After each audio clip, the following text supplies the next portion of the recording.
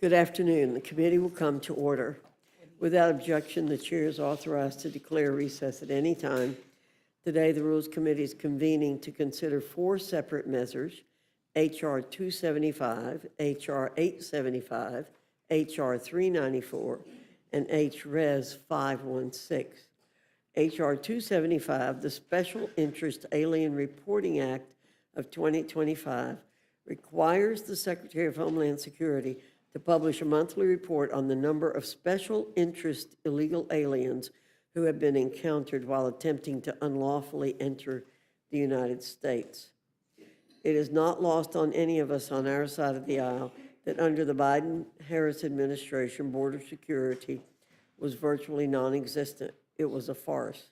Millions of illegal aliens from over 170 different countries flooded our nation's borders. H.R. 875, the Jeremy and Angel Say and the Sergeant Brandon Mendoza Protect Our Communities from DUIs Act of 2025 makes driving while intoxicated or impaired a ground for barring a non-U.S. national from admission into the United States or deporting the individual. All three of the individuals who influenced the naming of this legislation lost their lives from automobile crashes caused by illegal aliens who are under the influence and behind the wheel. Of course, these are not the only tragic stories of Americans who've lost their lives in this way. There are many, many more. H.R. 875 is a simple, common sense piece of legislation that deserves bipartisan support. It's another necessary step in our work to restore law and order in our nation and to keep American people safe. Given these significant investments in continued ironclad, I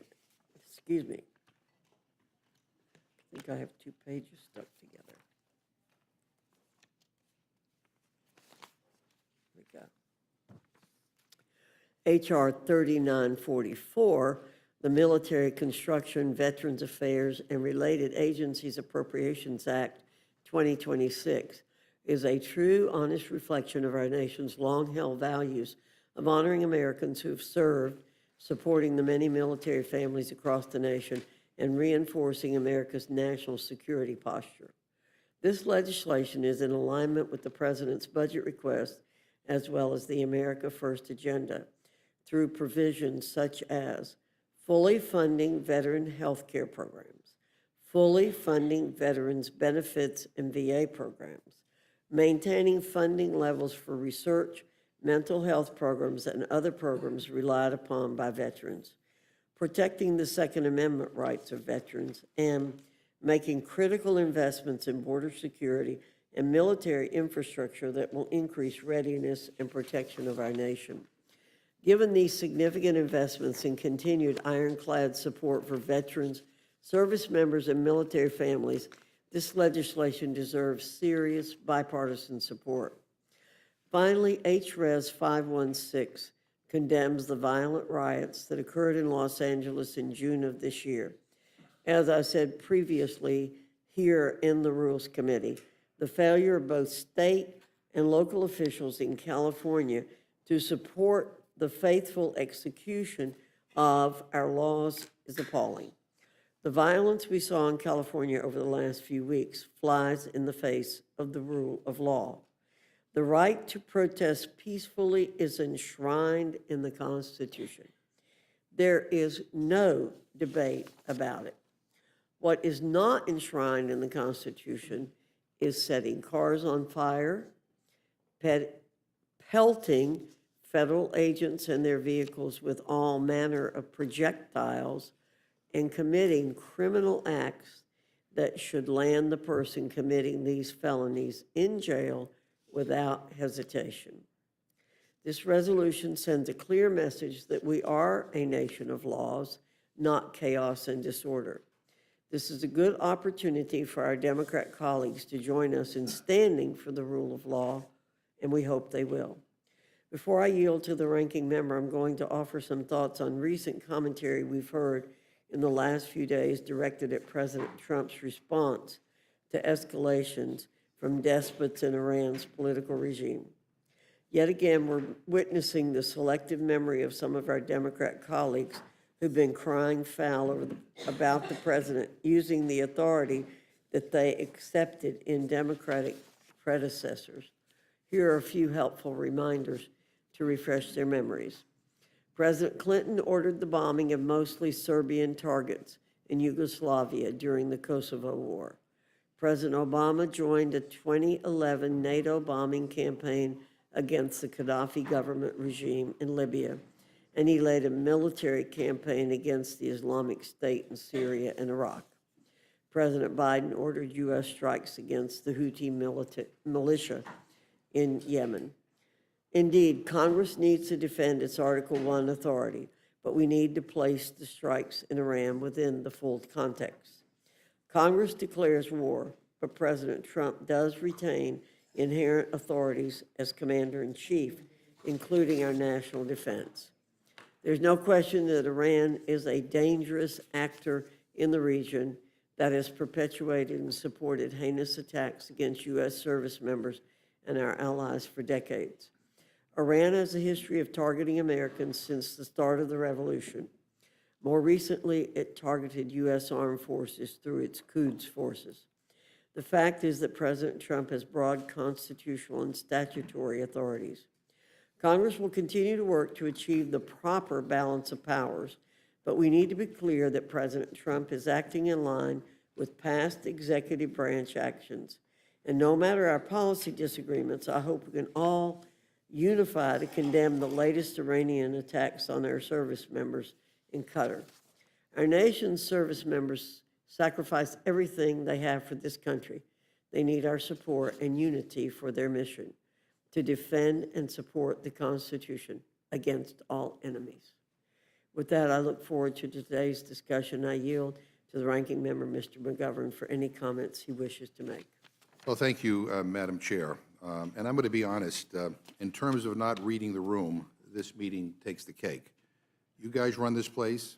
You could scrap the agenda right now, and we could debate President Trump's dangerous escalation going on in the Middle East. And instead of that, we get business as usual from Republicans, and it's unbelievable. We should be debating, right this second, debating what is happening with Iran. You guys should have the courage to come here, to explain what is going on, to justify what's going on to the American people, and what this president is doing. This president, by the way, who said he wanted no more wars, who called his opponent a warmonger, who ran for office on lower food prices. Well, 6 months in, and guess what? Food prices haven't gone down, but here we are. And Trump is launching missiles against Iran. I mean, talk about a bait and switch. Not only are we not talking about a war powers resolution right now, media reports say that Republicans are discussing rigging the rules to prevent Congress from having any debate at all. I hear you guys are considering deprivileging a war powers resolution to stop us from having a vote and having a debate. I mean, I think that's just pathetic. I really think it's cowardly. These strikes were illegal and unconstitutional. There was no congressional authorization, no authority, and I have seen zero evidence that this was done to prevent some imminent impending attack. This was a war of Donald Trump's own choice.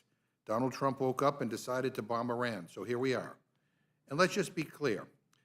None of us want Iran to have a weapon of mass destruction. But I'm old enough to remember the last time a president used vague and shifting claims about weapons of mass destruction, dragging us into a war in the Middle East. Does anyone else remember that? Iraq? Trillions of dollars, thousands of lives lost, and here we are again. This isn't history rhyming or even repeating. This is like copy and paste. We've got top administration officials denying Iran is close to a nuclear weapon and then changing their tune a day later. We've got a president escalating the rhetoric and talking now about regime change. Iran is threatening to shut down the Strait of Hormuz, and if they do, gas prices will skyrocket. So much for lowering costs. And let me just also say, I and many others in this body have consistently opposed unauthorized military action no matter who is in the White House. Speaker Johnson said earlier that he, I quote, never heard a Democrat balk, end quote, when Presidents Biden or Obama used the military without approval. Well, he obviously wasn't listening, because I balked, and so did a lot of other Democrats. And frankly, I really resent the implication that this is all some political game. I oppose President Obama's actions in Libya. I criticize his escalation in Afghanistan. I held President Biden to the same standard when it came to Yemen. I have been consistent on this issue, and so have many other Democrats and many Republicans as well, to be frank. So this isn't partisan. It is about our responsibility to the American people. And I have the receipts here of all the times that I have questioned the actions of both President Obama and President Biden. But this is about our responsibility to the American people. And if we're going to spend their tax money dropping bombs on another country, if we're going to put their sons and daughters in harm's way, the least we can do is have the courage to debate it and to vote on it. If you think Americans want another endless war in the Middle East, go ahead and vote for one. But I want to know why Republicans don't want to have that debate, especially while American troops are being put in harm's way because of this president's reckless and unconstitutional strikes. And let's not get started on the Republicans' horrific tax scam bill that's working its way through the Senate, which is going to rip food off the tables of hungry kids and seniors and kick millions off their health care and gut programs like Medicaid and Medicare. Republicans are happily ripping basic assistance programs from regular folks so they could give even more tax breaks to the ultra-wealthy and their billionaire donors, while also adding trillions to our debt. Once again, this committee is doing a disservice to the American people. No president, Democrat or Republican, has the authority to bomb a sovereign nation without congressional approval, period. The Constitution gives that power exclusively to Congress, and I'll be damned if I sit back while Donald Trump drags us into another endless war. And shame on this committee and this body if we don't bring up a war powers resolution and have an up or down vote on this issue. We need to restore Congress as a co-equal branch of government. And I'm proud to co-sponsor the war powers resolution of my Republican colleague, Mr. Massey, who used to be on this committee, to stop this from going any further. And again, Speaker Johnson, this is not all politics. Many of us have consistently spoken up about this for years because the American people do not want us dragged into another endless war. We need to do our jobs, and before this goes any further, we need to have a thoughtful debate. We need to ask the questions, and we need to get this right, and we need to have a vote. So I thank our witnesses for being here. I just wish that they were here on the most pressing issue that is before our nation and the world at this moment, but we're not. And with that, Madam Chair, I yield back. Yeah, happy to. Oh, do I have the? Can you give me the time back? I'm happy to yield to the gentleman. Did you ask for the same debate when Joe Biden gave $16 billion to Iran in cash? Yeah. You asked for the same debate? I've asked for debate on all these issues. No. On the $16 billion that the President of the United States in cash, Obama gave $1.4 billion. Did you question that? It was all over the news. I think we voted on the JCPOA agreement. No, the cash that was delivered in the middle of the night. Yeah. Well, I don't know what the gentleman is talking to. I'm sorry that he doesn't want to have a debate on what we're doing right now, and I appreciate it. And I appreciate the fact that the Speaker of the House, maybe because of bad staff work, doesn't understand that many of us have been raising these questions, both under Democratic and Republican administrations for years, about the need for Congress to exercise its legitimate constitutional authority when it comes to war. But we should have this debate, and I would like to think that this is not not just Democrats, but Republicans should want us to have that debate. We got to get this right before we find ourselves up to our neck in another quagmire in the Middle East. I thank the gentlelady, and I yield back. Thank you, Mr. McGovern. Thank you, Mr. Norman. Let me say I believe there will be debate on this issue, Mr. McGovern. We are not having discussions about turning off privilege. So I believe there will be that debate. And I encourage all members to attend the bipartisan classified briefing with the administration tomorrow. Clarification. So does that mean that the Rules Committee will not, in this or in any future rule, deprivilege the Massey resolution? I do not anticipate that happening. Well, I'm encouraged by her assurance, because it is privileged, right? Without objection, any prepared statements that our witnesses may have will be included in the record. I now welcome our first panel, Representative Carter, Representative Wasserman Schultz from the Committee on Appropriations. Your full statement will be submitted for the record, and we ask you summarize your statement in 5 minutes. Representative Carter, I welcome your testimony. Thank you, Madam Chairman, and thank you, Mr. McGovern, and the other members of the committee for the opportunity to appear here today to discuss the fiscal year 2026 Military Construction, Veterans Affairs, and related agencies appropriations bill. I want to thank Appropriations, a little closer. All right, I want to thank Appropriations Chairman Cole for his leadership in getting this bill through the committee. I also want to recognize the ranking member and of the full committee, Ms. DeLauro, and the ranking member of the subcommittee, Ms. Wasserman Schultz, for their help in getting us to this point. I value my relationship with Ms. Wasserman Schultz, and as I have said before, while we don't always agree on everything in the bill, we do agree on the importance of taking care of those who sacrificed so much for us. This is a special bill because it supports our troops, their families, and the nation's veterans. For fiscal year 2026, the Military Construction, Veterans Affairs, and related agencies bill discretionary allocation is $152 billion, a $5 billion or nearly 4.3% increase from the fiscal year 2025. I want to briefly highlight some of the priorities this bill addresses. It fully funds veterans' health care, provides for advancement for toxic exposure fund into the future. It includes $943 million for medical prosthetic research, addresses longstanding concerns of mental health and homelessness among veteran populations, includes nearly $14 billion for military construction and $470 million increase over the fiscal year 2025. This bill increases investments to address barrack deficiencies, bolster investments in DOD laboratories, assist in demolishing obsolete infrastructure, and provides $2 billion in military housing. In closing, this bill supports those who have satisfied and sacrificed for our country, and we maintain our commitment to the well-being both of the service members and the veterans.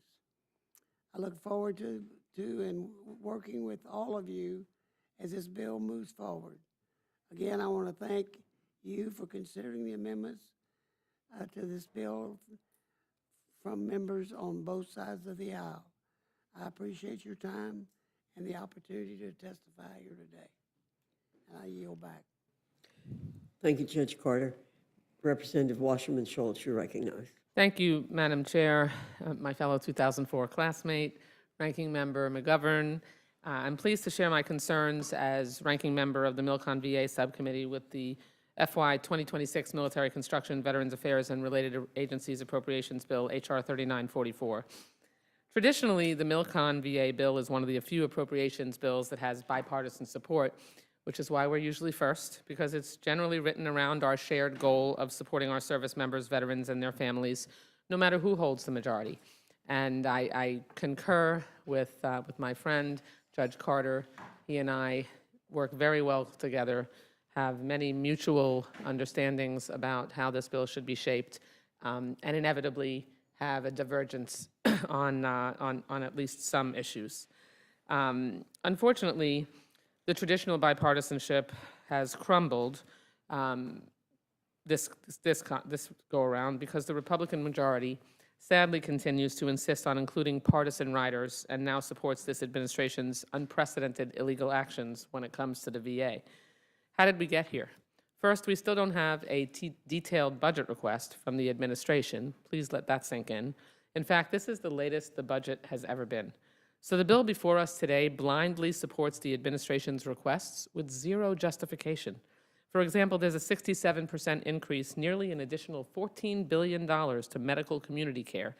Yet we have not one sentence of explanation from the administration why this increase is needed. Community care is needed for rural veterans and specialty care and when appointments to a VA are scarce. But a massive 67% increase request demands robust justification. This bill supports a brand new $970 million housing program dubbed, quote, Bridging Rental Assistance for Veteran Empowerment. Again, we have not received a single sentence explaining what this program is. Committing billions of taxpayer dollars without knowing how it will be spent is a clear case of intentional fiscal negligence. That's why in our 11-hour full committee markup of this bill that ended at 2 a.m., Democrats offered several amendments aimed at transparency, simple transparency.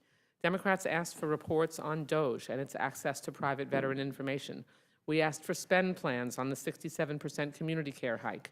We asked for a report on how tariffs will raise military construction material costs, and many other transparency-seeking amendments. Republicans objected to every single one. Heads firmly in the sand, they pretended this administration is acting in a normal manner. It's a shocking abrogation of congressional oversight. That is also why I'm offering similar amendments today, 4 in total. 3 of these amendments seek transparency, a spend plan on the increase to community care, a report on the impact of tariffs on military construction, and a report on DOGE and its access to personal and private information. Our veterans and we as members of Congress deserve that information.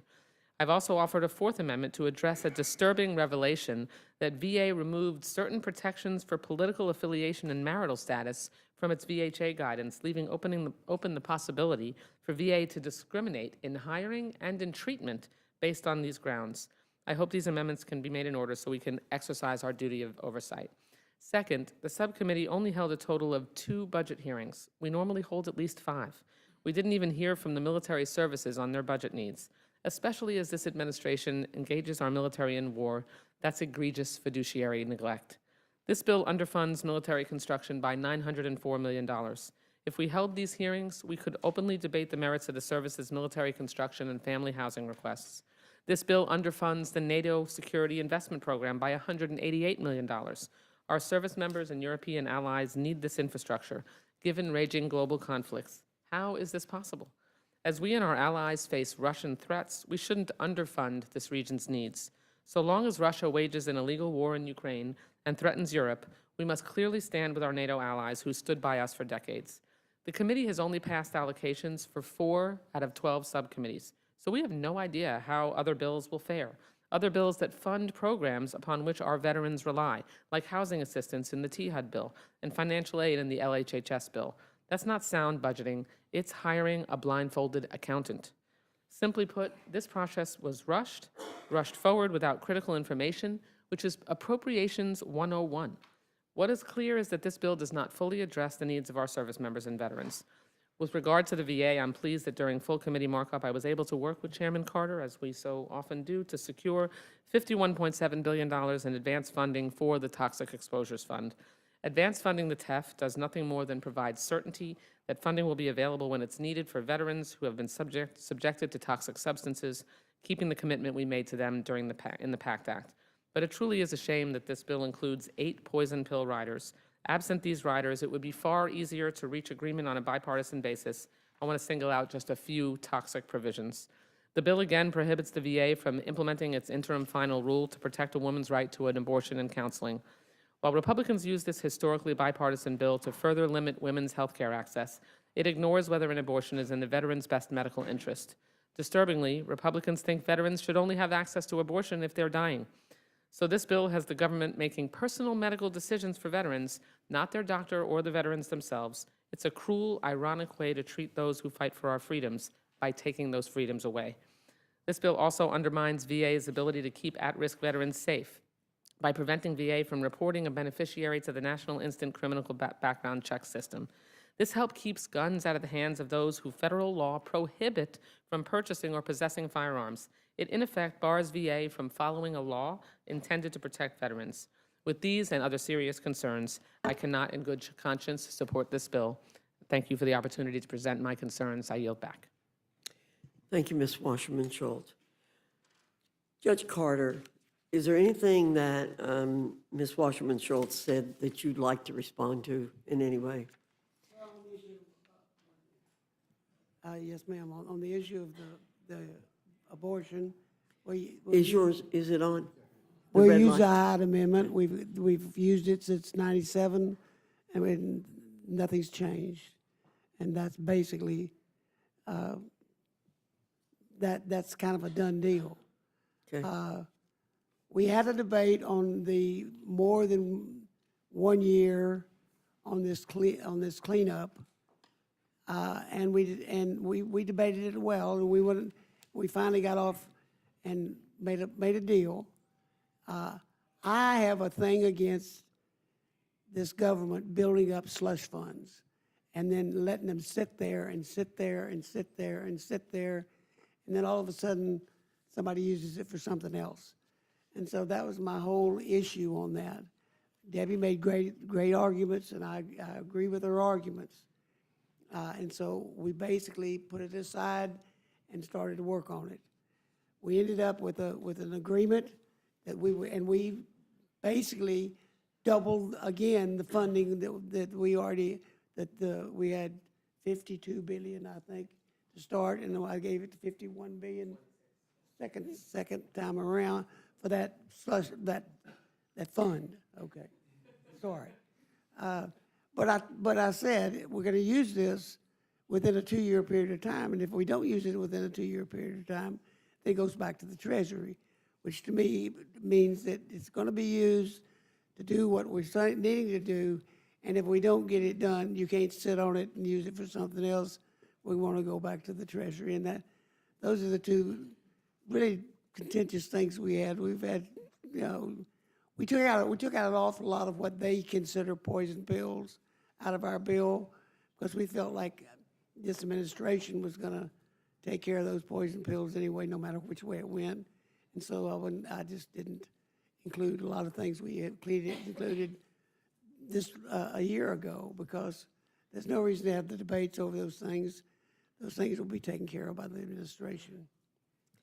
Yeah, my understanding is it represents an $82.6 billion increase above the FY25 enacted level for the Department of Veterans Affairs. That's right. Okay. And she's absolutely right.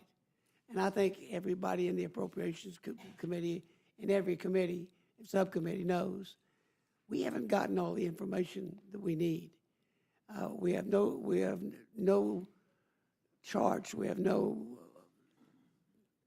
telling us this is that we're going to be done, this is going to be done, which we rely on, and we haven't. Chairman Cole's position is we are trying to get a bill ready so we actually have an appropriations bill this year. Right. We haven't had one for a while. And as these things come in, we will make adjustments, and I think that's a fair way to handle it. Okay. One more question. So given the cash infusion, don't you believe the logic of the Democrat colleagues is self-defeating with respect to DOGE? DOGE is canceling rogue credit cards from agencies asking for receipts for reimbursements by agencies and finding money being squandered on LGBTQ comic books and operas, and the Democrat positions to stand against the $82 billion cash infusion for veterans in protest. Do you agree this opposition is self-defeating? Yes, I do, but feel it's self-defeating. In addition, I have a lot of confidence. There's a lot of noise about 80,000 firings, or something like that. I don't anticipate the way they have it set up. They've set the programs that they need to continue, and nothing can be touched in those programs. And I trust the chairman to make wise decisions on people who should and should not be continued in their job. That's if you're not doing anything and you're just waiting for your retirement, then go ahead and retire. And that's probably my thoughts on that issue. But that issue really doesn't affect us. We are dealing with appropriated funds here, and we're not dealing with the funds that go on forever. Whereas DOGE is dealing with those funds, and that's somebody else's problem besides ours. Thank you, Judge Carter. Mr. McGovern, you're recognized. Yeah, well, thank you. I have a very different opinion of DOGE than the both of you. Since taking office, the Trump administration and DOGE have continuously overstepped the law. They have overstepped the law. Their efforts have been paused or blocked by federal courts 189 times. I mean, it's incredible. That's many more cases, by the way, are in progress. Mass firings and then reinstatement of those fired have caused chaos and disruption to veteran services. I hear that from veteran services in my home state. And I'm sure if you talk to the veteran services in your state, you'll hear the same thing. Contracts that provide direct services to veterans have been canceled without explanation. Critical programs like the one to help veterans avoid foreclosure have been shuttered, again, without any explanation. I mean, DOGE was given full, unfettered access to private veteran data, including their Social Security numbers. Yet, the bill before us does nothing to address these very real, concerning, and potentially illegal actions taken by this administration. These concerns should not be partisan. If a Democratic president did any of this, Republicans would be apoplectic, and rightly so, and rightly so. So, Judge Carter, why did you decide to ignore these problems in this bill, and why did you not include anything to prevent the administration from mass firing VA workers or ending contracts and programs without approval by Congress or protecting veterans' personal information? I mean, it seems to me that, again, the administration shouldn't be doing much of what they're doing through DOGE. Federal courts have interceded and required them to change the position. Why aren't we kind of reinstating here? Why aren't we protecting these programs and these personnel? We are appropriators. We appropriate the funds with the numbers we get. Right. And that's the number one reason why I don't think we do. Secondly, as far as those various courts, I mean, you know, I was a judge for 21 years. I know how many lawyers do know which judge to go to get the result that they want, and that's what's going on. I don't know, Ms. West-Michels, but ultimately, it's going to get to the Supreme Court on every one of these issues, and I think I know. I mean, clearly already are showing that they're cleaning up much. Yeah, I thought when we appropriate funds, then that means that the administration has to respect that. But do you have a different opinion? I do not have a different opinion on anything that you just talked about, Ranking Member McGovern.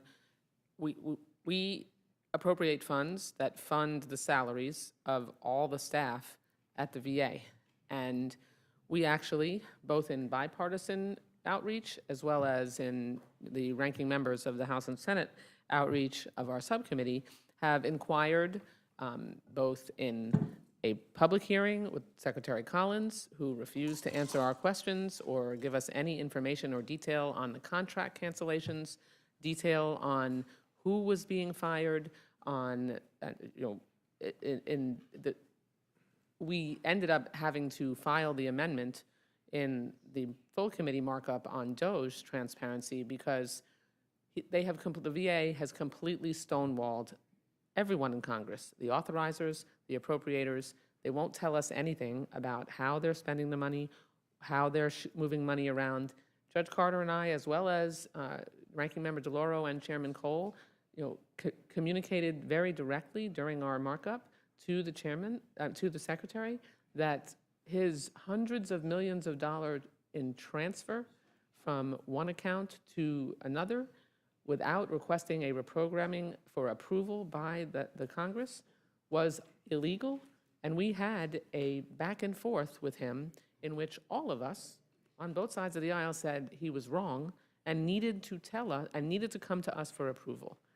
But they continue to act unlawfully, and they continue to really give us an opaque understanding of what they're doing and intentionally trying to block out the ability of Congress and the House as the Article 1 responsibility we have in the appropriations process of being able to be a check on the administration and also make the decisions as appropriators. No, I appreciate that, and I really do think that we ought to be a better check, no matter who's in the White House. Either Because way. that's our job. I agree. Otherwise, why are we even here? If we appropriate monies and they do whatever the hell they want to do with them. Representative Wasserman Schultz, my understanding is that the Republican drafted bill that you marked up in your committee originally did not include any advanced funding for the Toxic Exposure Fund for veterans' medical care. But Democrats were able to amend the bill to include over $50 billion in funding for this account. Can you talk about what happened in your committee markup and why this funding is so important for our veterans? Yes, and I'm appreciative that Judge Carter and I, frankly, because of the longstanding relationship we have, and both of us being in this role, either in the roles we're in now or when the majority switches, have enough trust built up that we were able to step to the side and postpone a decision on the amendment that I initially introduced that would reestablish the $51.7 billion in the advance funding for FY27. I want to make sure that everyone understands the TEF is not a slush fund by any means. It was created in the PACT Act to make sure that because we have such an erratic process that we go through that doesn't always guarantee we get finished on time, that there is continuity in the appropriations process, that if we are delayed, we end up having the potential for interruptions. We have advanced funding in our bill for longstanding policy for medical care, and when we passed the PACT Act, we established an advanced funding in the Toxic Exposure Fund, which is mandatory funds, so we can keep our commitment to toxic exposed veterans that they would have guaranteed funding. And the PACT Act lays out clearly how funds in the TEF are to be used, and unless the administration wants to break the law, which I guess is possible given their track record so far, the funds should be obligated in accordance with the PACT Act, and they do not become available. The advanced funds for FY27 in the Toxic Exposures Fund doesn't become available until October 1st of 2026. That's the first day of the fiscal year of FY27, and the administration can't touch those funds until that time. So that's the opposite of slush fund. That is very proscribed, specific direction on how to spend that money. And we did, in the agreement we reached, put a limitation that those funds would expire in 2 years if they were not expended. But we'll come into FY27 in the next process, and presumably we'll agree upon an advanced funding for FY28 so that we have that continuity. So it is certainly not a slush fund, and it is absolutely essential. And we've had an ongoing disagreement over, since the PACT Act passed, on whether or not there should be a funding in a toxic exposure fund. That is the only way that we can keep our commitment in the guaranteed funding to our toxic exposed veterans. Did you want to add? You want to add something? Just to correct the mistake you said, we had $52 billion in our bill to start. It was advanced funding. For FY26. You said you had no funds for this program. We had $52 billion. It's certainly not no funds. We talk about advanced We funding. had current year Yeah, funding. Advanced funds that I we mentioned, didn't have. I mentioned advanced And we funding. had a debate over it, and right, we had discussions, and we met, we made a compromise, and I agreed to the compromise. No, and I appreciate that. No, and in my question, I mentioned advanced funding. Yeah. And, Mr. Carter, this I bill, want to make it clear. Yeah. We funded this program to the tune of $52 billion. It was the advanced funding that we had this discussion over. right, and that's what I And asked. it was Yeah. solved in our committee, I think, through the way this place is supposed to work, both sides. No, and I'm glad. were reasonable, and we no. came up with a I'm compromise. glad. Let me just one other question. Judge Carter, this bill underfunds military construction by almost $1 billion compared to what President Trump requested. That includes underfunding the NATO Security Investment Program by almost $200 million. My question is, why did you decide to underfund military construction, and in particular to the NATO commitments so much lower than what President Trump requested? And then, Representative Wasserman Schultz, how does underfunding military construction projects affect the quality of life of service members, and why is it important that we fund our NATO commitments? we marked to last year's budget and plussed it up. We expect when the White House gets the rest of the information to us, we will probably be going to visit this again. But we basically took the position that we looked at what we did last year before we did a CR, and we came up with we marked at more funds than was in 25. Thank you. Ms. Vice Schultz? Underfunding military construction by almost $1 billion is really incredibly irresponsible. I mean, it's almost $1 billion less than was in the president's budget information that was choppy information to begin with that he gave us. So, and then in particular, the $188 million less than the president requested, no lover of NATO, by the way, for the NATO Security Investment Program.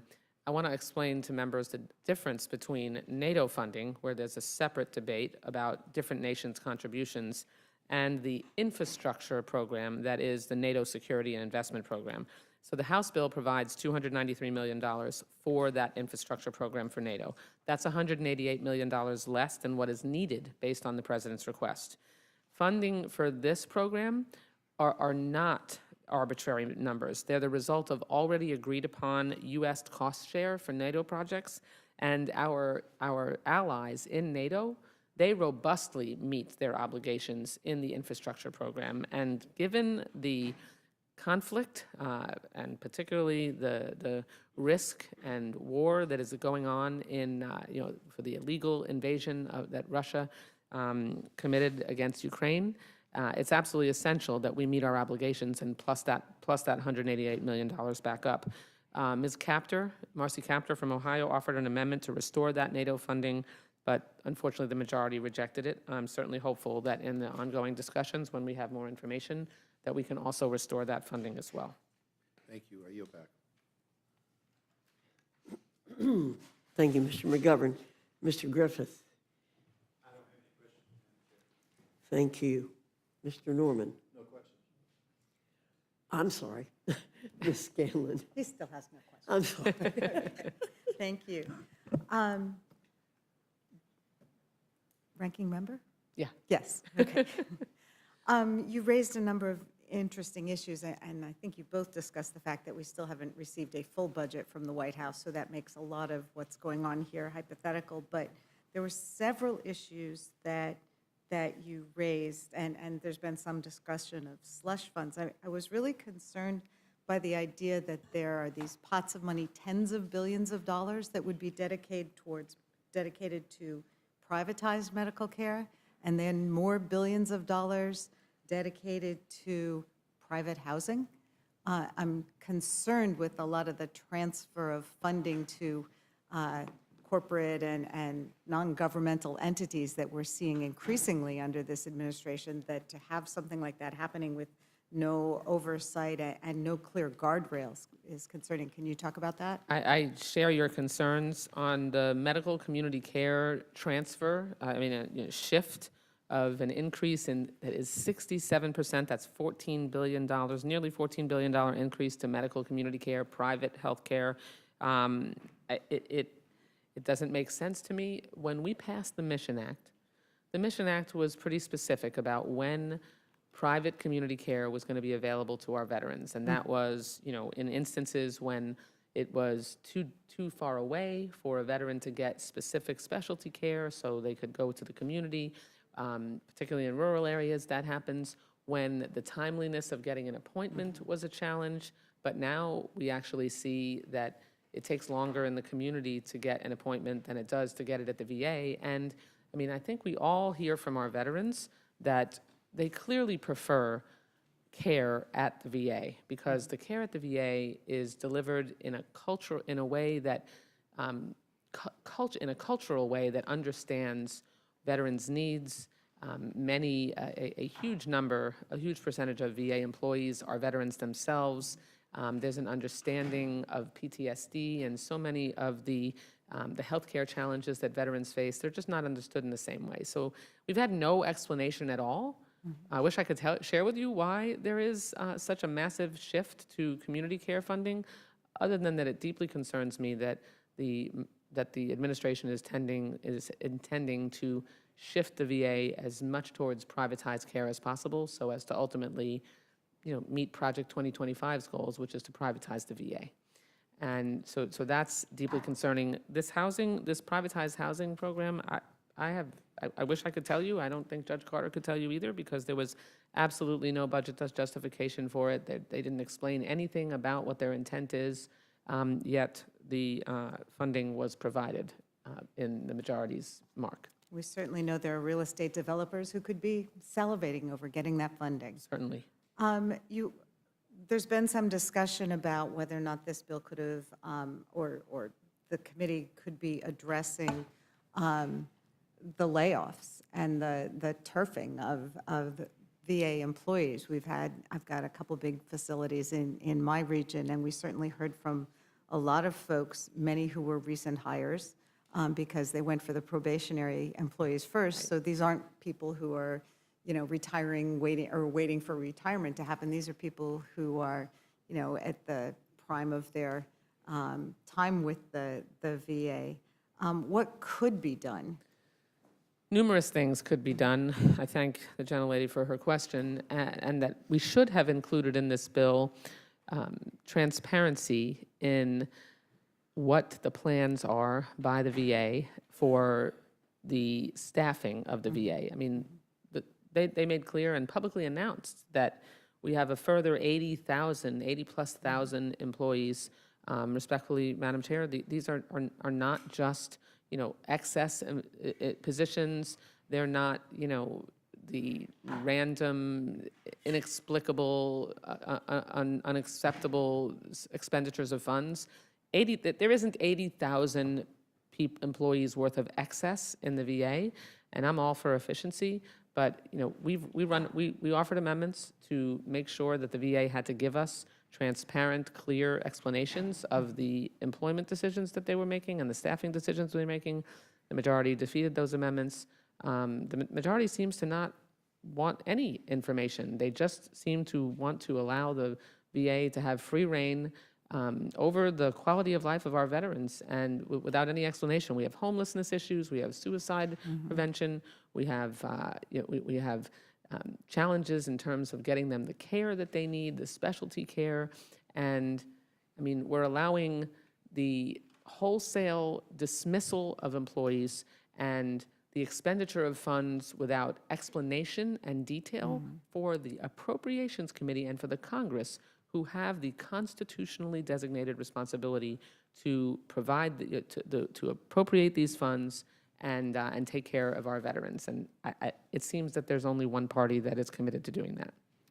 And it certainly has been concerning in our areas. We've seen, these wholesale cuts without a clear plan for how services will be able to be provided, and particularly where so many of the folks who've been cut are folks who are charged with things like operating the suicide hotline. That's a relatively new initiative. There were firings in that program. Right, And right. that were handled by DOGE, and we have gotten no explanation as to where those firings came from, why they were done, what DOGE has done with the private data and information that they've been allowed to access, lawsuits that have blocked that access. I mean, what are they afraid of showing us? I mean, And of course, as you mentioned, that with the firings, there are so many people who are veterans employed by the VA that there's been a particularly big impact on our veterans, and we've Yes. heard that in my office repeatedly. You also, I think we also heard that there are restrictions in this bill on reporting to the Firearm Background Check Agency, the NICS yes, program. they How actually, does that make sense? We're talking about folks who are experiencing some kind of medical or mental health issue. right. I mean, we've seen mass shootings as a result of folks who are veterans not getting reported to the NICS system. Yes, the Section 260 in the Milcon VA Appropriations Bill prohibits VA from reporting a person who has been deemed mentally incapacitated, mentally incompetent, or to be experiencing an extended loss of consciousness to the National Instant Criminal Background Check System. In other words, under federal law, already, people in that category of individuals, of diagnosis, are required to be reported to the instant criminal background check system to bar them from purchasing a weapon. This prohibits the VA from following the law. And we know when someone has had that designation that they are a risk to be of danger to themselves or others, and it undermines VA's ability to keep at-risk veterans safe, the employees safe. It stops us from being able to keep guns out of the hands of people who shouldn't have them. I mean, there's three categories of ways that you are prohibited from purchasing a gun, and mental incapacity is one of them. But inexplicably, the majority is allowing people with that designation, mentally unstable, incompetent people who have been designated as such by the VA, to continue to purchase guns unfettered. That's pretty mind-boggling to the extent that our colleagues across the aisle say that our gun fatalities, our gun violence issue in this country is not the result of guns, but of mental health issues. If they're then putting barriers with respect to addressing Right. the connection between the two. I want to just point out, veterans make up about 1 in 5 adult firearm suicides, and we see an average of 4,600 veteran firearms suicides every year. I mean, so for this bill to allow more people who are in a mentally fragile state to be able to purchase guns in contravention of federal law, that's just unacceptable and will cause more needless deaths and injuries. Thank you. Thank Of course. Thank you. We'll go back, start with the firearms, okay? Under this provision, it would allow VA to send veterans information to the FBI without a judge's consent, which is not right. This has been the law of the land over the last 2 fiscal years and was a bipartisan agreement. While I know veterans' health, mental health care is a concern, our bill and report includes language regarding the firearm lockbox program as a tool for veterans to safely store their guns. We provided $31 million for Veterans Crisis Line and $698 for veteran suicide prevention outreach. On the issue of the staff, as I said before, I'm aware of the $80,000 reduction that has been mentioned in the press and other places. We've seen no evidence of any of that, and have had no, and at 80,000, that 80,000 number, and I don't think that 80,000 number will materialize. The VA has reinforced the health care and benefits by safeguarding 350,000 mission-critical positions to ensure uninterrupted services. Furthermore, the bill was written and the budget does not include personnel cuts from us at any point. The Secretary has repeatedly stated the VA won't cut jobs that directly impact health care or benefits for the veterans. I would share similar concerns if this affected mission-critical positions, but as I mentioned, those positions are exempt. Thank you, and I appreciate that, but I know from the VA services in my area that while they might designate a doctor as mission critical, they're not designating the folks who make the appointments or get the insurance benefits or clean the labs as mission critical, and so we are starting to see backups and problems with folks getting services. Ms. Scanlon. Did you want to say something Yeah, else? Finally, let me I think it's my time, and I asked Ms. Wasserman Schultz. You have a whole row of people who get to you. I just want to point out that there's nothing in this bill that actually protects staffing or specifically underscores that there won't be any reductions in force for healthcare-related positions. I don't understand how you could possibly think that 80,000 people being fired would not affect delivery of healthcare. And we attempted to put language in the bill that would make sure that they gave us information about how they're making those decisions and what the decisions would include, and we couldn't even get agreement on that. So, I mean, taking at face value what they say is not enough. I mean, that's why we have a system of checks and balances, and that's why we're a co-equal branch of government. On the NICS issue and what Judge Carter referenced, I want to just outline the process briefly of when a veteran would have their rights, their name referred to the NICS system. When VA makes a determination that a fiduciary is needed for a veteran, it's not a determination that's made lightly. There's an extensive bureaucratic process in place to protect veterans, especially those who have been deemed incapacitated or mentally incompetent, to determine when a fiduciary is needed. If the veteran believes that determination is wrong, they have a right to appeal. If a veteran believes they were wrongly reported to NICS, which would stop them from purchasing a gun, they can have their rights restored through the court system, and some do. What it essentially does, this rider essentially says, VA, you cannot work with NICS, even when it means more veterans will be protected from harming themselves than those temporarily inconvenienced by not owning a firearm for pleasure. I mean, I want to just point out that every single veteran who committed suicide with a firearm, every single one. So this is a real issue, and we get notifications in our subcommittee on whenever there's a suicide on VA property. Over the last year, we received suicide notices from Asheville, Los Angeles, McAllen, Minneapolis, Las Vegas, South Texas, Puget Sound, and the list goes on. So we have to make sure that we aren't just taking VA, off the table when it comes to ensuring that people who shouldn't have a gun because they're a danger to themselves or others can't get one. Well, when the mental health is such a driver in firearm suicide, and it's 60% of firearm deaths are as a result of suicide, but it often gets swept under the rug because of mass shootings being so much more horrifying in the news or whatever. But this is clearly something that if we're talking about the VA providing mental health care, that they should be part of the system. Thank you for your testimony. Thank you. I yield back. Thank you, Ms. Scanlon. Ms. Wasserman-Schultz, I will tell you that in my community, which is very rural, there is a big push to want to use community facilities as opposed to having to drive long distances to VA.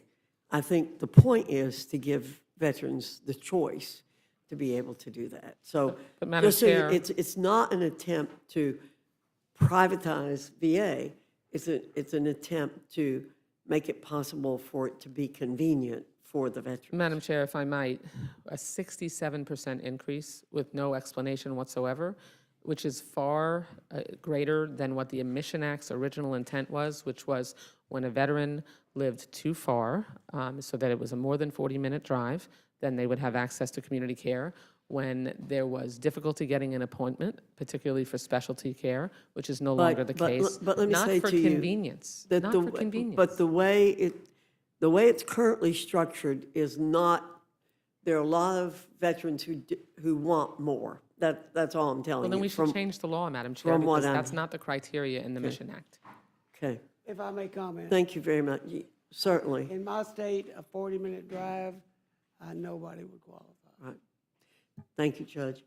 Ms. Leisure Fernandez, you're recognized. Thank you very much, Madam Chair, and thank you so very much for explaining the issues around veteran suicide. I have met with several family members in my own district where it's heartbreaking, right? And I think that the idea that we are going to eliminate this protection just highlights the fact that we are ignoring that we owe an obligation to our veterans regardless of how we got here, right? that, I often say that we can't just thank veterans for their service. We say that all the time. It means absolutely nothing if we don't provide them with the services they have earned. And over the weekend, Trump unconstitutionally bombed Iran. Now, there are consequences from that will flow for decades to come. As we know, Bush entered into a war that lasted for years, that cost $728 billion. He claimed, similar to this, that Iraq then had weapons of mass destruction. It took the lives of 4,000 veterans. We now have 4.2 million veterans post 9/11, right? And we owe them an obligation. And I want to thank both the judge and you for supporting the Democratic amendment to make sure we had the advance funding consistent with the PACT Act, right? That was the right thing that we did here. But earlier in this hearing, it was suggested that the DOGE cuts were just cutting waste, that they weren't actually impacting services. Ranking Member Rossman Schultz, would you agree with that assessment? No, and as I mentioned a short time ago, the cuts in staffing, it's one thing if someone decided on their own to take an offer of retirement, but we're talking about widespread staffing cuts, unlawful staffing cuts that were, appropriated by Congress, that have been halted in some cases by lawsuits where judges have determined that they were unlawful, particularly with probationary employees who, didn't have due process. So these indiscriminate, random, significant firings at the VA with 80,000 plus more to come, because, I'm sorry, I'm just not willing to go on the word of a secretary in an agency who has provided zero transparency for their decision-making. Trust me, we're not going to fire the 80,000 that they said publicly that they were planning to. That we have a system of checks and balances, Congresswoman, that the Founding Fathers created so that the Congress, with the Appropriations Authority in Article 1, have the ability to say, in this bill, we want a spending plan. We want an explanation. We want transparency on those cuts, and you do not have authorization to impound funds that Congress previously appropriated for these employees to provide services. And there's no chance, excuse me, excuse me, there's no chance if they fire 80,000 people that it's not going to cut into veterans' health care. No chance. Yeah, so I'll let you, I'll ask a question so you can indicate. I've been out in my communities. I have a very large rural district, as, many on this committee, although I'm the Democrat with a very large rural district. And people are already worried because they're not getting their calls answered. They're not getting their reimbursements paid. They are already suffering from the cuts that have already happened. Yes. So it is right to sound the alarm. And I think it's important that Congress act. We have power. It's only a question of whether we are willing to exercise it. And if you're not willing to exercise it, then you're not carrying out your constitutional obligation to your own constituents. And when somebody, when they say, well, it's cutting fraud, what I'm really worried about was GOP declares war on the Government Accounting Office. If we really cared about fraud and waste, we would not then be seeking to cut the agency that wants to get rid of in a careful manner that will look on a bipartisan, not actually nonpartisan. Anybody who asks them a question, is there anything else? This is how you look at fraud and waste, not by just saying, let's get rid of 83,000 people without any kind of consideration by firing people. What I perceive, having been the ranking member or the chair of this subcommittee for many years, is that with the allowing of DOGE to rummage around in veterans' private data and information, personal private security information, with the mass firings that have taken place with no accountability and impoundment of funds, canceling of contracts, saying they're going to transfer hundreds of millions of dollars without congressional oversight or approval. This is all designed to break VA from within so that they can ultimately point out, because of the length of time that this will cause people to have to wait for services and appointments and, the benefits that they're receiving. And then later on down the road, they can, the majority can point to the problems that VA has because they've caused them on purpose to say, see, VA doesn't work anymore. We need to just send even more money into community care and eventually shift where veterans get their care and their services to the private sector. That's unacceptable. It would gravely harm our veterans, and we have to stand in the breach and not allow it. Right, and veterans want to be seen at the veterans facility based on Trump from his first time in office. They had proposed cutting community-based CBOCs, community-based clinics, and saying, well, that's all right, they'll just get care in the community. The reality is there is oftentimes no care in the community, and the veterans clinics provide a care that would otherwise not be available, and they want to be seen by people who are also veterans. So it is clear that veterans want to have a VA. They want a VA that works, though. And so, yes, it needs fixing, but you don't fix it by just firing everybody and terminating people and saying we don't have the courage to stand up to the overwhelming administration. majority of veterans have said in surveys that they prefer care at the VA. Right. So if you really cared about veterans, you'd stand up for the VA. I wanted to ask about the impact on women veterans in this bill. And, it denies our women veterans equal access to care and to information that helps them make their best choices for them, right? And it really should be that when somebody signs up for the military, it shouldn't matter their zip code, what kind of care they can get. I mean, how concerned are you, and you mentioned it earlier, but I think we should point it out again. Do you feel that this bill with the writers discriminates against women veterans?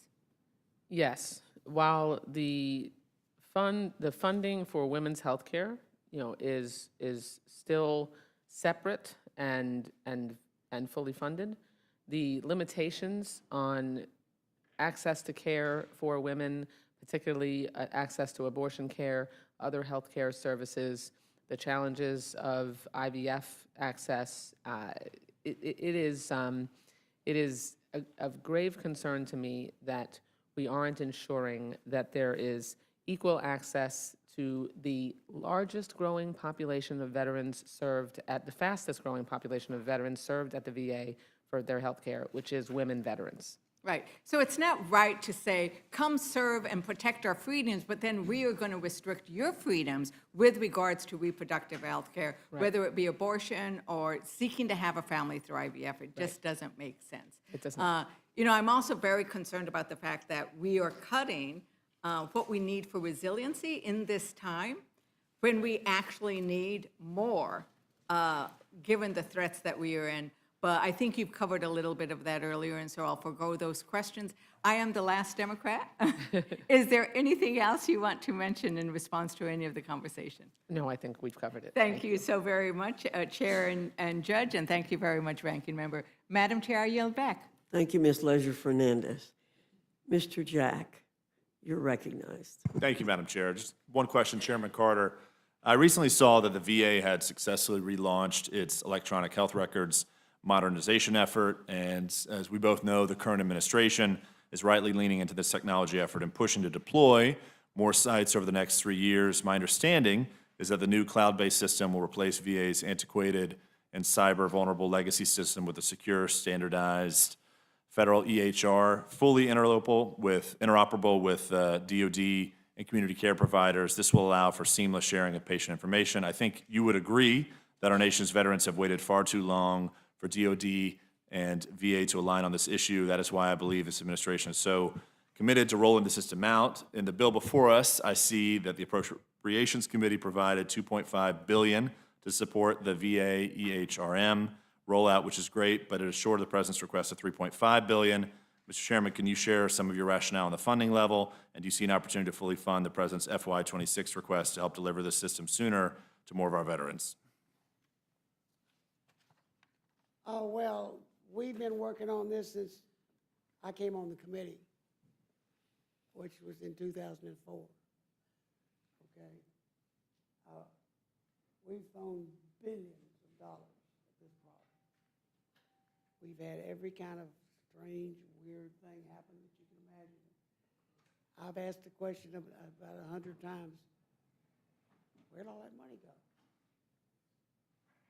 We're now at we think we've got a viable program beginning to work, and we're looking forward to it moving much faster. That's why we continue to fund it. But I am a skeptic, as is my colleague, a skeptic, and as is every member of our subcommittee, a skeptic. And so we're watching those dollars like hen's teeth. They're very scarce. And we're saying, you better get it done, you better get it done right, and now's the time to start advancing. Where it works, it now works. The amazing thing about this whole thing is, when we finally get this technology done, it'll be obsolete. That's how fast with AI, that's gonna make everything go boom. Don't ask me to explain that because I can't. All right, but we are watching and we're waiting for more information from the White House on this, if we need to do other things with this. But we are cautiously funding it to go forward, is the way I could basically say it. I am very skeptical that we've had 5 or 6 different firms that have worked on this. And some of them have even forgotten who they were. I mean, and on both sides,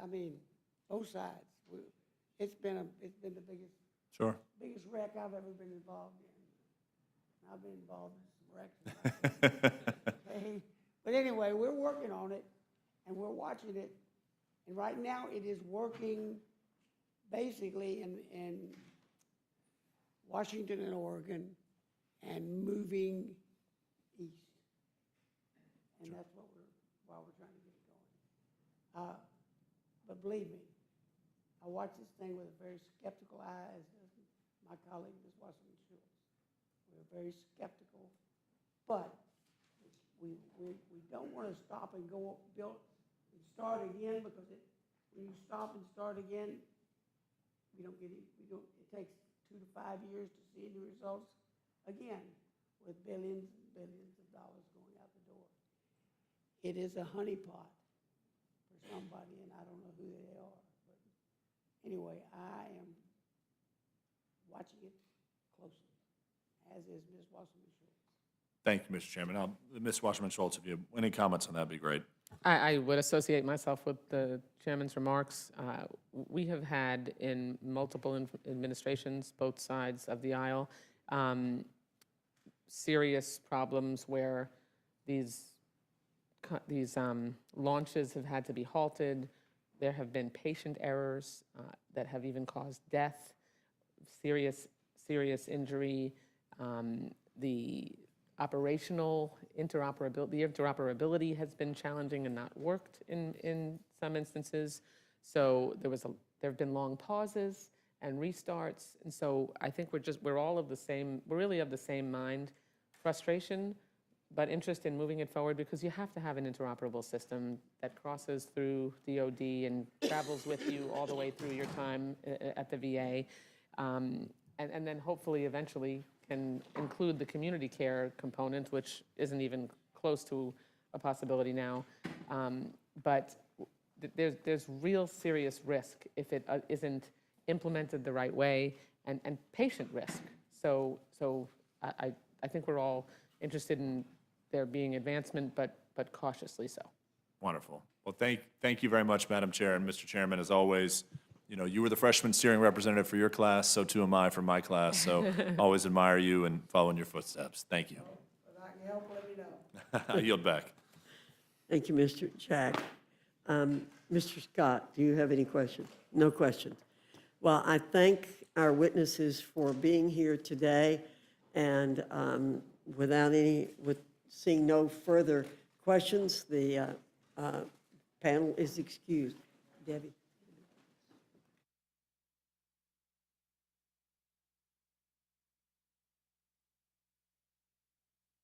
Now welcome our second panel, Representative Moore and Representative Scanlon from the Committee on the Judiciary.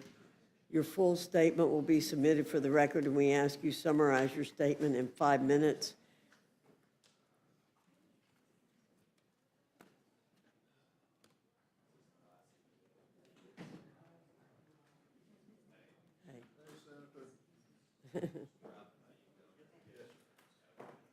Happy birthday, right? You had a birthday? Did you have a birthday recently? No, okay. Representative Moore, I welcome your testimony.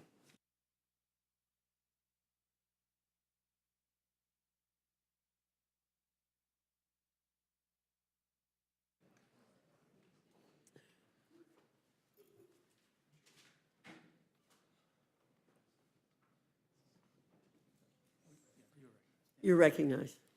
Thank you, Madam Chairman. Today, we consider two common-sense pieces of legislation. First, a bill that makes aliens inadmissible and removable if they drive drunk. And second, a resolution that condemns the Los Angeles riots. Now, the average Americans passing this bill and this resolution will be a no-brainer. Even in this polarized time, Democrats should be able to join. Yes, ma'am. Even in this polarized time, Democrats should be able to join Republicans unanimously and support reasonable legislation. After all, deporting dangerous criminals and condemning dangerous riots are rational, normal, and coherent steps this House should take. Unfortunately, I'm skeptical that we will see much agreement from my Democrat colleagues on these measures. Regardless, I am thankful to this committee for considering the Jeremy and Angel C. and Sergeant Brendan Mendoza Protect Our Communities from DUIs Act, a bill I introduced last Congress and again this Congress. Every 45 minutes, that is how often someone in the United States dies in a crash involving alcohol-impaired driving.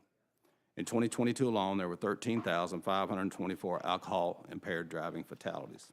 In 2020, drunk drivers caused enough crashes that led to 400,000 injuries in this country. Those crashes don't discriminate. The victim could be me, it could be you, it could be someone, anyone in our families or communities. This issue hits home to me. And there was a newlywed couple from my hometown in Enterprise, Alabama, named Angel and Jeremy C. And I knew this couple personally.